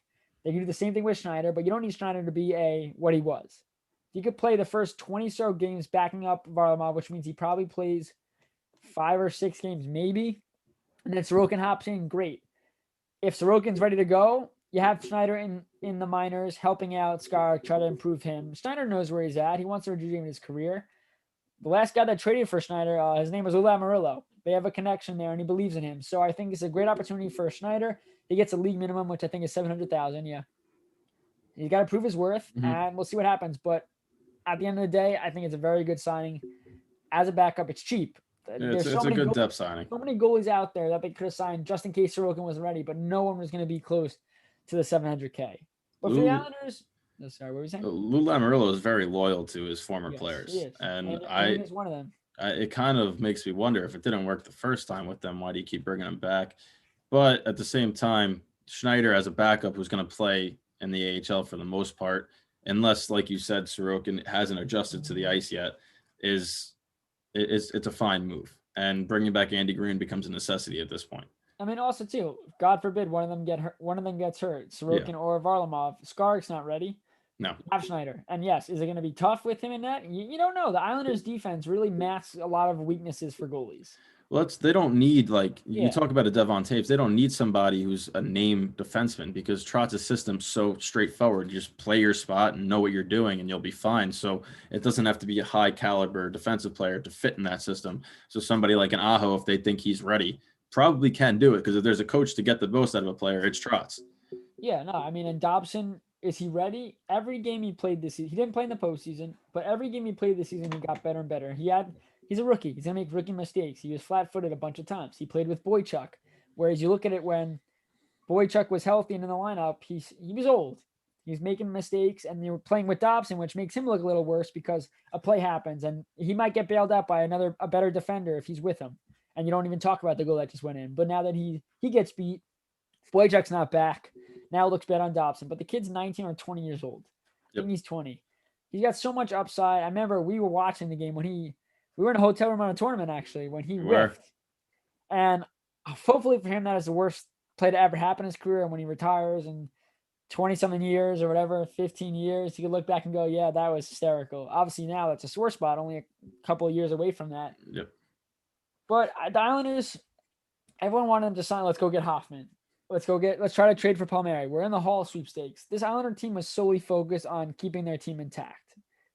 Now they have more room. Now they're going to move Boychuk. They have the money to sign their RFAs in Pulak and in Barzal. If they don't get offer sheeted. I don't think they're getting offer sheeted. And I know Lamoriello is going to match whatever. No, Barzal's not getting, I don't want to talk about it. He's not getting offer sheeted. He's just not. But let's move on to the Devils though now, who quietly have gotten a lot better with some moves they made this offseason. Let me tell you something. The Metro division is stacked. It's just stacked. And it's always stacked. It was stacked last year, but now the Devils, they're not going to be bad, right? They get Andreas Janssen for Joey Anderson. Joey Anderson was a good prospect, but Janssen's an NHL-ready player. They get Ryan Murray on their defense, which I think was one of the most underrated moves. They traded a 5th-round pick for him. So a team that was shaky defensively, that lost Andy Green, that PK Subban struggled on, now gets Ryan Murray, who's a very solid, you would say top 4 defenseman, could play in that second to third pair range. And then they drafted Alexander Holtz among 2 other players as well in the first round. And Holtz was a great pick, very talented player, very talented forward. And I mean, we talked about Crawford and the Blackwood tandem. So their goaltending solidified. Their defense is on the come up. Their forward group's young, similar to the Rangers. And it's just, that's another team where them and the Rangers are going to be coming up at the same time. The Islanders are already at the pinnacle, you would think, where they just lost in the conference final. They're going to look to get back there again. So tri-state area is going to be really competitive. And you have to expect, the same way you expect Capo Caco to have a better year. Jack Hughes, second in the league, you Correct. expect him to be better. I think Hischier is going to have a better year. I think Subban can't be worse. He's going to have a better year. On who they hire as the coach? Didn't they hire? It's a great question. I can look it up. Lindy Ruff. I was going to say, I knew it, but Lindy Ruff. I was going to say, I mean, this is a guy that, yes, with the Rangers, he was the defensive coach, right? Or power play? He was defensive. We'll put in quotes. Well, It wasn't a good defense. Yeah. He didn't do a good job, but I think now going back to being a head coach, he's a proven head coach. He did a lot of great things in the league. So I think it's a new face for this Devils team. They're an up-and-coming team again. It's going to be so tough in this Metro. Correct. It's going to be so tough, but I think the moves they made puts them in a better spot than prior to that. So I think that, like you said, the New York, the area, even Buffalo, every team near us, well, if you want to say near, 8 hours away, but the 3 New York teams, New Jersey, things are looking. They are. I mean, Buffalo, we don't really talk about them much. Obviously, they're in New York, but they're not by us. So, and they've always been disappointing. I've never seen a team that consistently can go, first place in the Atlantic every single year, 2 weeks in, and then it's just downhill after that. Yeah. But they do have a lot of young pieces on that offensive group that's coming up. Now you add Taylor Hall to Jack Eichel. There's a lot of reason to be optimistic if you're a Buffalo fan. And it seems that for years, the one position is goaltending that they haven't been able to get. They thought they had it with Leonard. Leonard struggled there. And I think that was more of their lack of defense in front of him. Carter Hutton hasn't been good. No, he hasn't since they signed him. They thought that he was going to be the guy. Now they thought Allmark's going to be the guy. And it's just... they need that goalie. If they could find a goalie, which we take for granted because, I mean, with the Rangers, you went from Lundqvist to now Shesterkin. The Islanders, they've had these guys come in that haven't been great, and they have good goaltending coaches, good structure that they can do the job. The Devils found Blackwood. To me, if Buffalo gets that goalie, that's going to be a very hard team to beat because they could score. Yeah. And you look at Dahlin on the back end. You have guys there that this team should be better. I think it starts with getting another defenseman because you get as many goalies you want. Let's say he's a great goalie. Let's say it's a Lundqvist in his prime goalie. Let's do that. But if you don't have the defense around him, you're never going to do anything. And you got to build from defense wins championship, and your goalie's your best defender. But you need the defense around him for him to be successful. If Hutton came there and they had a strong defensive group, his numbers aren't what they were. They're a better team. They probably make the playoffs.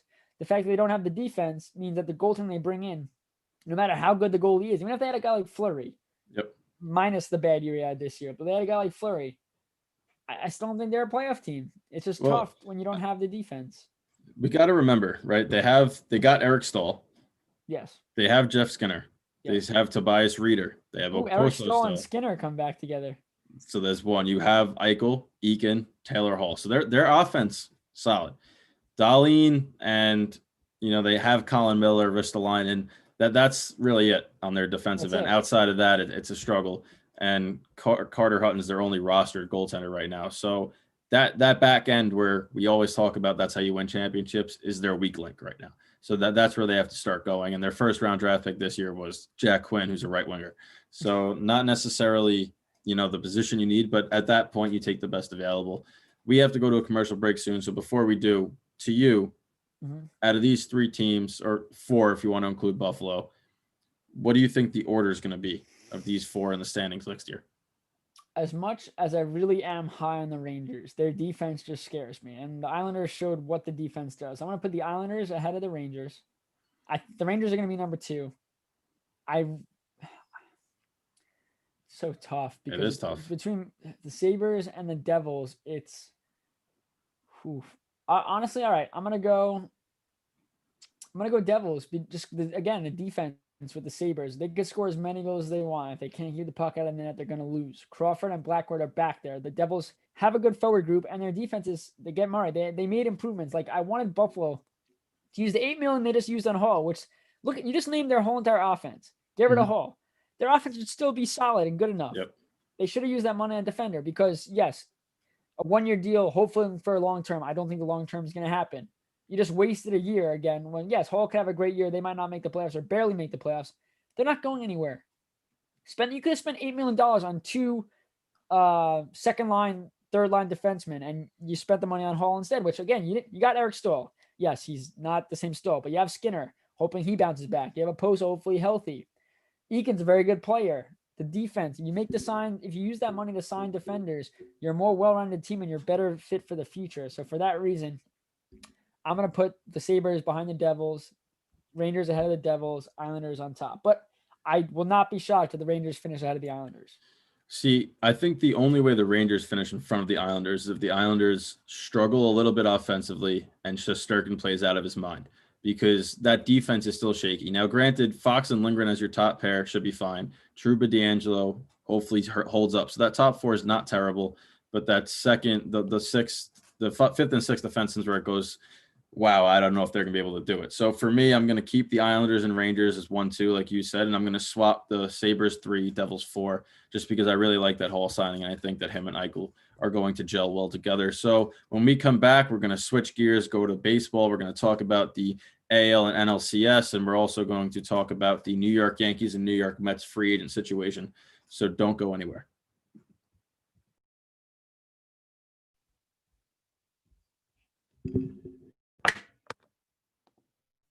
You're listening to the Worldwide Sports Radio Network. Take a look under your bed. Find stuff under there? What about jobs? No? Now try your basement. There's a pair of overalls that overall you're not so into anymore.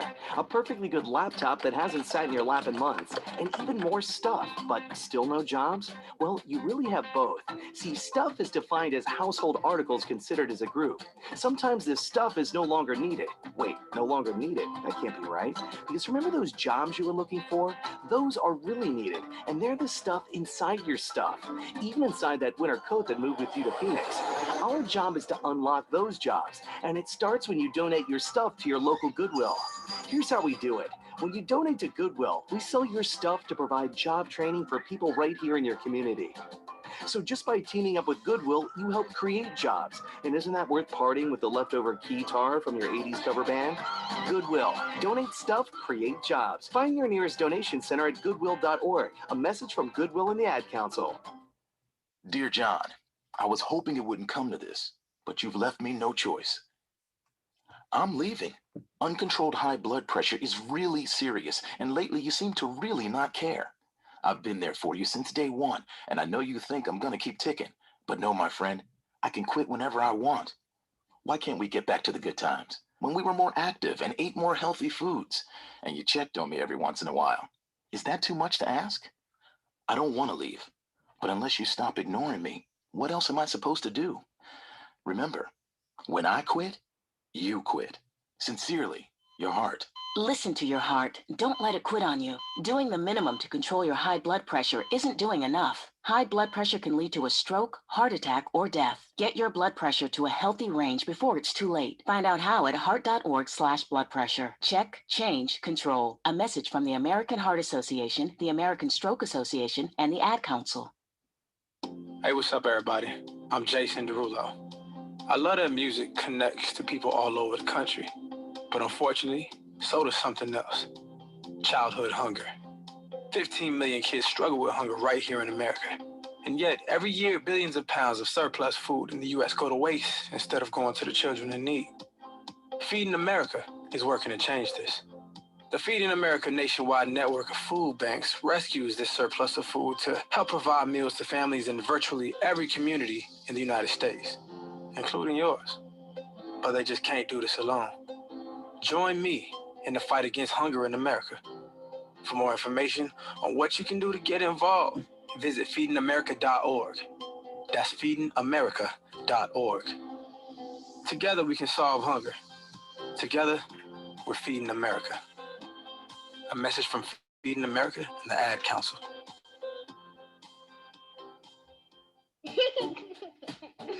Hey, everyone. Let's all stop what we're doing right now and take a moment. That felt good, huh? Just like that, we had a nice, special sort of moment together. Of course, they don't all need to be quiet moments to be special. They could be loud moments, goofy moments, sporty moments, dorky moments, moments where we talk or walk or just hang out. It doesn't really matter. They all count. Because every time dads like us take a moment like that to spend with our kids, well, it's pretty momentous. Sounds like somebody agrees. So let's take a moment to make a moment. Today, call 877-4DAD-411 or visit fatherhood.gov. Brought to you by the U.S. Department of Health and Human Services and the Ad Council. Music is a bridge between the material and the spiritual. My name is Harvey Lauer, and I'm 82.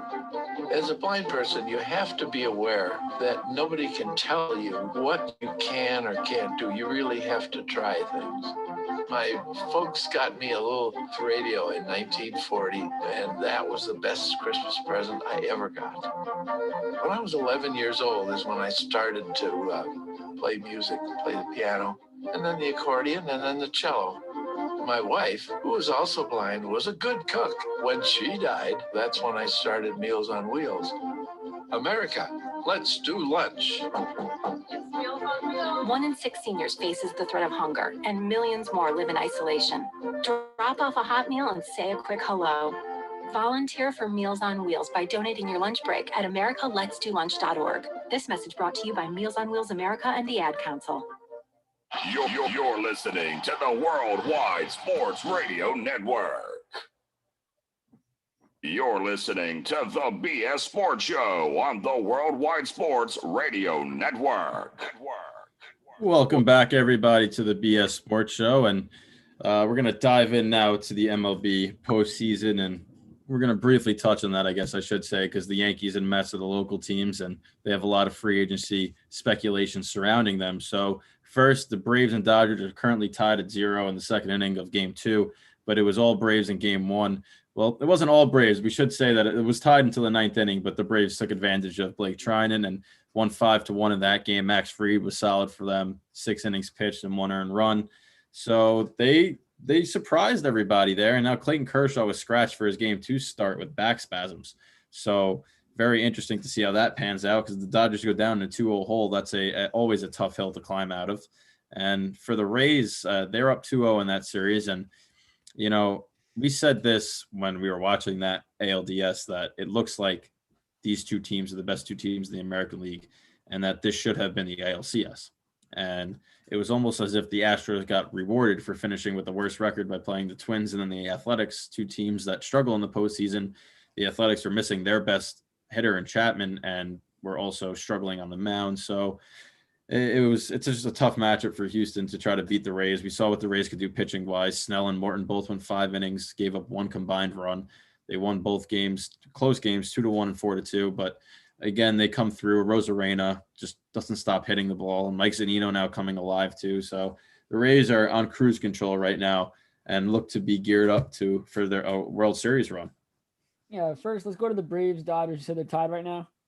And 0-0 in the second. Yeah, so you look at the Braves, and we know how fun this team is. You look at a Dodgers team where everyone's going with the Dodgers. Dodgers, at the beginning of the season, it was Yankees, Dodgers, World Series, lock it, because it's going to happen. Yankees fall short. Dodgers, it wasn't easy the whole entire time, but they have the players to come through and get the job done. They've done it thus far.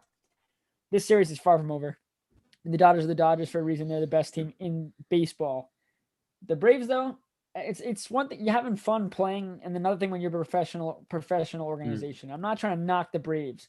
They're not lackadaisical, but they show character, where the Dodgers are more like the Yankees, where it's like historical, professional. This is how we do things. And I think sometimes it's okay to just lay back and relax. Not if you're Kenley Jansen, though. But at the same time, this is a fun series to watch, especially with you got a young team going against. It's an underdog battle. You love underdog battles. Regardless of how good the Braves are, the Dodgers will always be the favorites. Looking at the Rays, Astros, remember, the Astros finished the year 2 games under 500. This is not a good baseball team. Yes, they're breaking all these home run records in the playoffs, but guess what? They're down 2-0 to a Rays team that you got to credit cash just because, and the analytic department, because everything to do with their shifts. I mean, last night's game, the Astros hit so many balls very hard off the bat.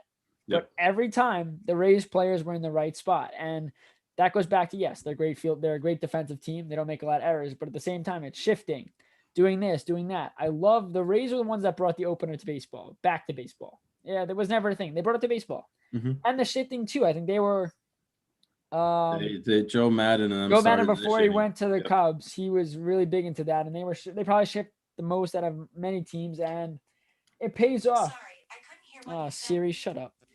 Siri thought I was talking to her. Anyway, but you just look at the Rays, and you're getting clutch hitting too. Mm-hmm. And they say like, oh, Yankees rely too much on the home run ball. The Rays have relied on the home run ball the whole entire playoff run. Manuel Margot hits another home run. He hits a 3-run shot after Altuve makes an error. So just add salt in the wound. He's been great. You talk about Zunino. It's a guy that no one really even thought about, and he has the offensive prowess. He's also a good defensive catcher. Very good defensive catcher. And it's one thing as a Yankee fan, you want to see the Astros lose. I mean, I don't think any of us think we want the Astros to win. I heard some fan on the radio go, "Oh yeah, let's go Astros." I was like, "What? Are you been under a rock?" I hope the Astros. Honestly, I hope the Astros make the playoffs every year and never win again. That's just I want them to win. I want them to make the playoffs. That way, they're like, "Yes, we can do it," and then just be like, "Psych, we can't." No, I want them to go back to that 62 and 100 seasons. That's when they had the what was that? Keiichi Matsui was on the team. Carlos Lee. Geez. The one thing I want to say about the Rays is the only comparison I have for how they play the game is a different sport, and it's the New Jersey Devils. When the New Jersey Devils won those cups in the early 2000s, they were a trap team, and they would just bore you to death in the neutral zone, and they would score 2 goals a game, but it was enough to win, and it was like they would capitalize on your 1 or 2 mistakes, put in the back of your net, and then they wouldn't give you any opportunities. And the Rays, they pitch well. It's very hard to score off them.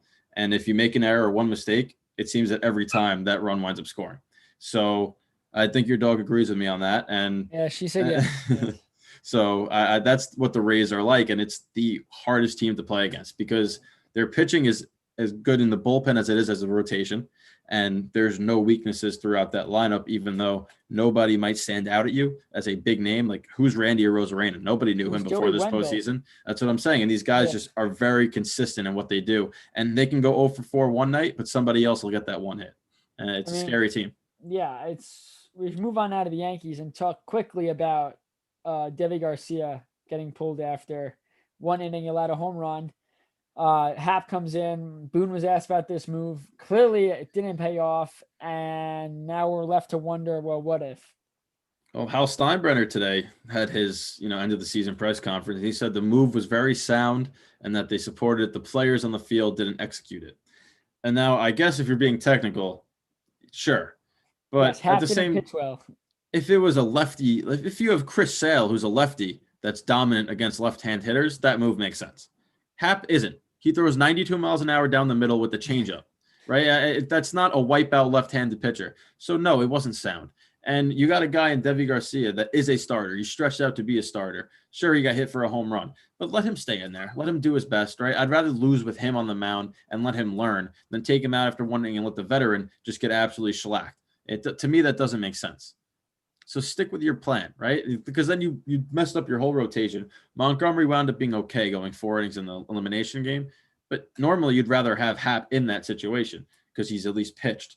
But I guess after what he did in that game, no, you wouldn't rather have Hap. Oh, and that was Hap's last time on the mound for the Yankees. He clearly was having issues with management where he wanted to pitch more. They weren't pitching. They skipped a few starts. It was messy. He came to the team. He was good. When he came over from Toronto, he was dominant. He had great moments, but at the end of the day, Hal Steinbrenner's right. He didn't execute. That was the story of the postseason, though. But that's sports. Why'd you lose? We didn't execute our game plan. Sometimes the game plan's perfect and it just doesn't pan out. This is a boneheaded move. It's not going to cost Boone his job. Well, they already said he's coming back. Yeah, it's not going to cost him his job. But I mean, let's just move on from what happened in this playoffs because clearly the Yankees need more hitters that can hit baseballs rather than strike out because they struck out at an alarming rate. I think one game they struck out 18 times. I think that was the game that what's his name pitched in? Was it Glasnow? Yeah. Glasnow. They struck out 18 times. It's just, the home run ball helped a little bit. Stanton was hitting home runs left and right, but that was it. Stanton had a great postseason. He did. I want to say that before we talk about free agents because people give him a lot of crap, and rightfully so. Obviously, he hasn't been healthy, but he had a great postseason. The Yankees are a much better team when he's in the lineup, and I know that he hasn't played a lot, but this is a guy that, yes, he strikes out, but if he goes 1 for 4 and does what he did this postseason, where that one hit is a monster home run that's scoring runs, he wasn't just doing solo shots. There are people on base, right? That's the type of player that they need. And hopefully, fingers crossed, he can stay healthy next season. I want to hear a few jokes. Sure. Gary Sanders at catcher. Gleyber Torres at shortstop. I didn't say they were good jokes. I said they were jokes. That was 2. I forgot what was my third one. Oh, the fact him in the World Series. No, the fact that there's even consideration by people that they shouldn't re-sign LeMahieu, which is a joke. They're not going to. No, but see, I don't believe that. I don't believe that. They have no choice. I am preparing myself for that because I understand that they will not. From what I've seen, they don't want to offer him the term and the money. And when have the Yankees ever? I know, yes, the money's tight. But I don't know.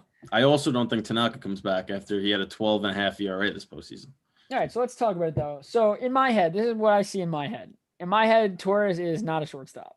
He will never be a shortstop. This was a mistake to begin with to even try him. Dieter Gregorius should have been brought back due to his clutchness and his skill, but I get why they didn't at the time. Gregorius is a free agent. I think you trade Voit for a number 2 pitcher. I said it before to you, Zach Plesac. Voit is at the top of his game right now. It probably can only go downhill. And this Yankees, it was a great gem to find. It probably means a lot to the organization that they could say, hey, look what we did to Voit. But it's now about team need. If you bring LeMahieu back, I think it's a sin to put him at first base, but it's probably what's best for the team. You have to play Torres. Torres showed that he could play second base. Gregorius, whether his defense, you like him or not on defense, he's a very good shortstop. Maybe he had a down year with a couple errors, blah, blah, whatever. Very good shortstop. LeMahieu goes to first. You have Torres at second base, Didi at short, because I guarantee he's not going to ask for that much. Urshela's your third baseman. Andujar, trade him, or if you're too late to trade him, he's a depth player on your bench. Frazier in left, Hicks in center, Judge in right. You keep Gardner. I think it's important that you keep Gardner for the fact that let's say Frazier doesn't pan out next year. You don't have to platoon him. I think Frazier should play the majority of games. You got a guy to come in and pinch run, a guy that could face right-handed and pitching, a dominant right-hander. You get Frazier out of there. Oh, I remember my other joke. My other joke was pinch hitting Mike Ford. We'll skip over that because that was pinch hitting Mike Ford in that situation. That was a terrible move. Whatever. Terrible. Move on. I think that Paxton's gone. I think you try to re-sign Tanaka unless someone's really trying to outbid you. Where I heard the Japanese team he played for is trying to get him to go back because apparently in Japan he's close to Ichiro where it becomes you see him, you're seeing a god. Oh, he was dominant in Japan. I think his wife is a Japanese like pop star. So you got to think that he's like royalty there. So it might be enticing. It's similar to what Ilya Kovalchuk did where he went back home. But I think he still has enough. I feel like in a couple of years, maybe when he's like 36, then he can go back and live out that glory. But you also look at Zach Britton to be brought back because yes, has to. He pitched so much for a guy that you need to be good, and he was good. Like he's their best reliever. Yes. I don't even think it's close. He's their best reliever. And quite frankly, given the way Chapman's gone, year after year after year after year, getting up those big. Yes, Chapman's a great closer. At the same time, Zach Britton was a closer on Baltimore, and he was a very good closer. He was a starter that failed as a starter, became a closer. Not that it's going to happen, but if they felt like they need to move on from Chapman and put Britton as the closer, I am all for that move. Yep. So and then I think Hap's gone. I think Sanchez is here to stay. They're so high on him, but at the end of the day, he's not even a glorified DH because DH actually know how to hit. That's why they play the DH position. He can't do that. Higashioka has shown that he can handle it, and he's a very good defensive catcher. So it'll be really interesting to see what the Yankees do. But I think the first thing they have to do is re-sign LeMahieu, and you disagree. You don't think it's going to happen. I want them to. No, yes, but you don't think it's going to. They've disappointed me so many times where I just look at this and go, will they give an over 30-year-old guy a contract when they know they have all these other guys they're going to have to sign soon? And I don't know if they do.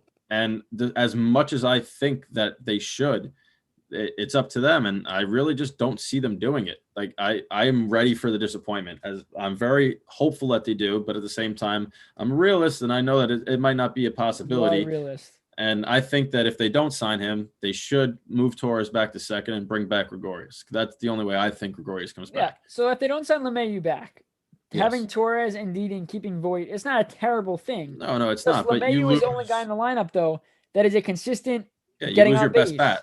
Yes. You lose your best bat. And then in regards to pitching, Paxton's gone. I don't know why he was hurt this whole time. You got to figure that out. He's gone. Hap's gone. Canadians usually the Canadian hockey players are tough. Anything else? Tanaka's interesting. That's the wild card for me. They could bring him back. They couldn't. But I think they need it too, because even when Severino's fully healthy, he's not good in the postseason. Like I know the Yankees fans want to talk about how good of a pitcher he is. He's very good in the regular season. He's not good in the postseason. There's no way to hide it, right? Even his first wild card start, we saw what happened. He got pulled in the first inning against the Twins. His second one, and Didi came back and saved their butts. His second one against the A's, he got through the first inning, struggled. He threw so many pitches in 4 innings, had to get taken out. He's just not a great big game pitcher, and he can learn that over time. But I think you need another option there, which could be why they bring back Tanaka. But one of the guys that's on the market is Trevor Bauer. And I don't think they're going to wind up signing him, but you talked about it last week, how he had beef with Garrett Cole. And he tweeted this out an hour ago. He said, whatever chances there are of Garrett and I squashing this non-existent, fictitious beef, they're certainly higher than the chances of the former UCLA coach winning a College World Series, because the UCLA coach said something in the media today about that there's a better chance of earth burning up than Cole and Bauer ever squashing their feud. So basically, Trevor Bauer just said there is no feud between him and Garrett Cole, which leaves the door open for the Yankees. Now, do they do it? No. I think that the Mets free agent Marcus Stroman may be a better option, expensive-wise, but they need another pitcher, another top 3 pitcher. Well, that's what I said. If you're going to trade Voit, now's the time, and get a guy like Plesac or even a number 2 somewhere else. But I think Voigt's value right now is so high, given the fact that he just led the MLB in home runs. Yep. That's going against a guy like, I don't know, Mike Trout, regardless of how few games were played. God, it's, again, long day. How many, they haven't played a full season, and he's still outpaced Trout, who you expect to win that every year and do his damage all the time.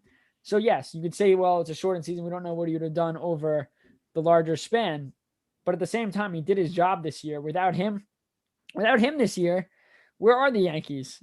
No. Are they even in this expanded playoffs? Because they were coming damn near close to not being. They were the most inconsistent team in baseball all year.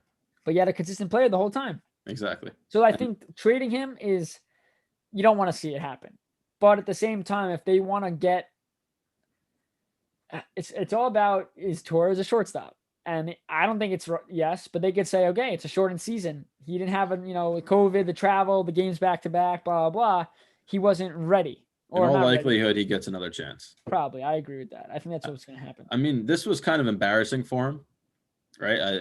He was the worst defensive shortstop, and it was known by all of baseball. So maybe he puts in that extra work because he does everything else. He's passed with flying colors, right? So maybe he does come in and go, he's only young. He's very young. What is he, 22, 23? 24, I think, yeah. 24. So he's got a lot of time to improve, right? He's very young. He's a great hitter. He proved in the postseason he's still a great hitter. He had a shaky offensive and defensive season, 60 games, let it pass. But let's talk about the Mets free agent situation. Yeah, let's do that. So looking at their free agents, I don't see one player that they're bringing back. I think they have to bring back Betances. I'm sorry, Betances was the only one that I had on my list. Correct. Cespedes gone. The way he handled himself this year, he's gone. He's not coming back. Stroman, I don't think he's going to come back. Ramos, glorified DH. They need an actual catcher. It's why I think they heavily go after Real Muto because Steve Cohen's got the money. He's got the money. Now says if he goes and gets Real Muto, Met fans automatically like, okay, he spent more money than in the last 15 It makes years. them a good team too. Their offense was the best offense in baseball. I think they were batting .275 as a team. Yeah, and they get Syndergaard back from an injury. Porcello gone. Lowry, they can't get him on a plane out of. I mean, he's not even there. So He's gonna get on the medevac out of there. They're gonna have a Zoom call with him. They're not gonna have their cameras on, and they're just gonna talk to him. Justin Wilson could get brought back too. He had a good year. He was a serviceable reliever. Maybe Marisnik for a depth piece, but if they do sign Real Muto and they add a couple other pieces, he's replaceable. I would say. You said Bauer, and I really do think Bauer. If Bauer doesn't go to the Yankees, which I don't think he will. Him playing in New York, yes, it's not like they're going to play each other all the time, but having Cole with the Yankees, Bauer at the Mets, and not having that, I mean, he's on a full MLB tour right now. He's talking to every single team, going every city. Why wouldn't he? He's going to get a lot of money. And if he goes to the Mets, if he goes to the Yankees, right, his willingness to talk out and speak out and do all the things, the Yankees might have a problem with that just because of the class of their organization. But for the Mets, forget about it. They're gonna love that because it's not the center of. It's not when you think of New York baseball. It's not the Mets. It's the Yankees. He's now in the little behind the Yankees and behind that whole spotlight where he could say stuff. It's all gonna be even if it's it's attention. The Mets don't get enough attention. No, did anybody know they're the best batting average in baseball? No, nobody knew that except themselves. And that's with Pete Alonso having a terrible year. They were the best hitting team with. So I think having Bauer on this team is going to give Met fans just a reason to be like, to cheer and be like, hey, my guy said this. Look how funny Bauer is. Look, he's comical. Everyone's paying attention to the Mets now. He's going to probably dominate because that's what Trevor Bauer does. So I think it'll be really fun to see him in a Mets jersey. Again, it's not like a knock to the Yankees. Yep. They're rivals, but it's not like he's going to the Red Sox. So there's two guys that when I look at the Mets and I look at the free agent pool that I think they have to go after. Yeah. Obviously, JT Realmuto, we already talked about, so I'm not mentioning him in this too, but he's a big one, right? If they get him, that solidifies their offense. They're very good. He's a great defensive catcher as well. They're a good offensive baseball team. They need pitching. For me, the main guy should be Liam Hendricks. We watched him with Oakland, how good he is. He's a free agent. Why not add him to that bullpen? He's a closer. He can go multiple innings. It makes Diaz less integral to your bullpen. If you bring back Betances now, that's a pretty good 7th, 8th, and 9th inning guys, right? That's arguably top 10 in baseball, maybe top 5 if they all perform to where they could perform. And then they also have George Springer, who's a free agent. He's a New York kid. New Jersey? He went to Connecticut, I think. He went to UConn for college. He's close by to New York. Very good clutch postseason bat. Somebody that is, he was even this year. And they're not cheating this year. He's still hit. He's a good player. So I think that those three guys, when you talk about Realmuto, Springer, and Hendricks, are the three top men on their list. And if they can get 2 of them to come to New York and play for the Mets are going to make the playoffs next year. I think Springer is entering his age 30 or 31 season. He's 31. Okay. Yeah. Wow. Look at me. No, that would be a great addition. I heard somebody on the radio today. We got 4 minutes left. I heard somebody on the radio today saying that the Yankees should trade Hicks. And because he sucks, even though he was their best hitter, consistent hitter, he was very good in the postseason. He did his job. This guy wanted Springer on the Yankees. I'd take Springer over him. I would take him, But I think that again, it's all about I don't think Steve Cohen's bluffing. I don't think he's bluffing about the money. You saw Brody Van Wagenen was talking about how the Mets are going to be so good his first year. Failed. He didn't say it again this year. Very, very smart move not to say that. And I feel bad for the Mets because, yes, they didn't make the playoffs, but if they had Syndergaard, Stroman healthy, it would have been different. Even Alonso playing a few points higher with the power. I mean, they're in the playoffs. They're in the playoffs easily. So I think, though, that the test is Steve Cohen's got to sign the first sign. I think Real Mundo's got to be the guy. But he's just got to prove to the Mets fans that he's going. It's not like a president when they run for office and make promise. And then they only do like the third or fourth thing on the list because, those things weren't reasonable. They can sign Real Mundo. It's not a joke. He might want to go to the Mets. They need a center of attention. Yes, they have Alonso, but Real Mundo is the best all-around defensive and offensive catcher in the game. And to get that guy, vastly improve your catching position and also add a huge bat in your lineup to a lineup that's already the best in baseball. Yeah, I mean, Real Muto's defensive ability calling a game could improve an already good top-tier rotation. DeGrom might get even better. That's what I'm saying. Like, you don't think it's possible, but it really could. Framing ability, all that stuff plays a factor. I don't think that Hicks would ever get exchanged for Springer because Hicks is one of the only people in the Yankees lineup that can bat left-handed. That's the thing, yeah. So that plays a huge factor because we've seen teams just stack their right-handed pitchers. There's a reason Glass now started on 2 days rest, and they just followed him up with righty after righty because the Yankees' one weakness is the breaking ball away, and every single person's righty. That's what I was saying, though, is why is this a Yankee team don't have more? I mean, how many switch hitters are in the Rays line? I feel like the Rays have switch hitters and they have lefties, and they use how to mix and match and do all that stuff. They're a very well-built baseball team. That's a small market team. You're telling me the Yankees can't spend more money and get guys like that? Even a guy like Carlos Santana, obviously he's with the Indians. He's had years. He went to Philly. It was a mistake there, but just guys that bat lefty. If they had more, I mean, there was a couple years ago, Teixeira was in the lineup. He was a great first baseman, and he could hit, and he batted both ways. They had Hicks, Didi, I think adding Didi back. First off, I personally think it was a mistake to let him go. Well, if you sign LeMahieu, there's nowhere to play him. That's the problem. The Yankees don't. I think LeMahieu at first base, we'll get back to it, not that much time left, but I think LeMahieu at first base is just a sin for how good he is in the field. You put him at first base, he's a better fielder than Torres, even Torres at second base. He is very close to Urshela's skill. He is very, I mean, yes, we don't see LeMahieu at third base that often because they have two guys. But LeMahieu is one of those guys where a ground ball to him. In one of the games, he jumped up for a ball and didn't get it. And everyone's like, damn, he didn't make the play. He should have made that play, by the way. He should have. But at the same time, it just shows you, wow, when's the last time you saw LeMahieu not make a play? And that's a hard play to make, but you expect him to make it.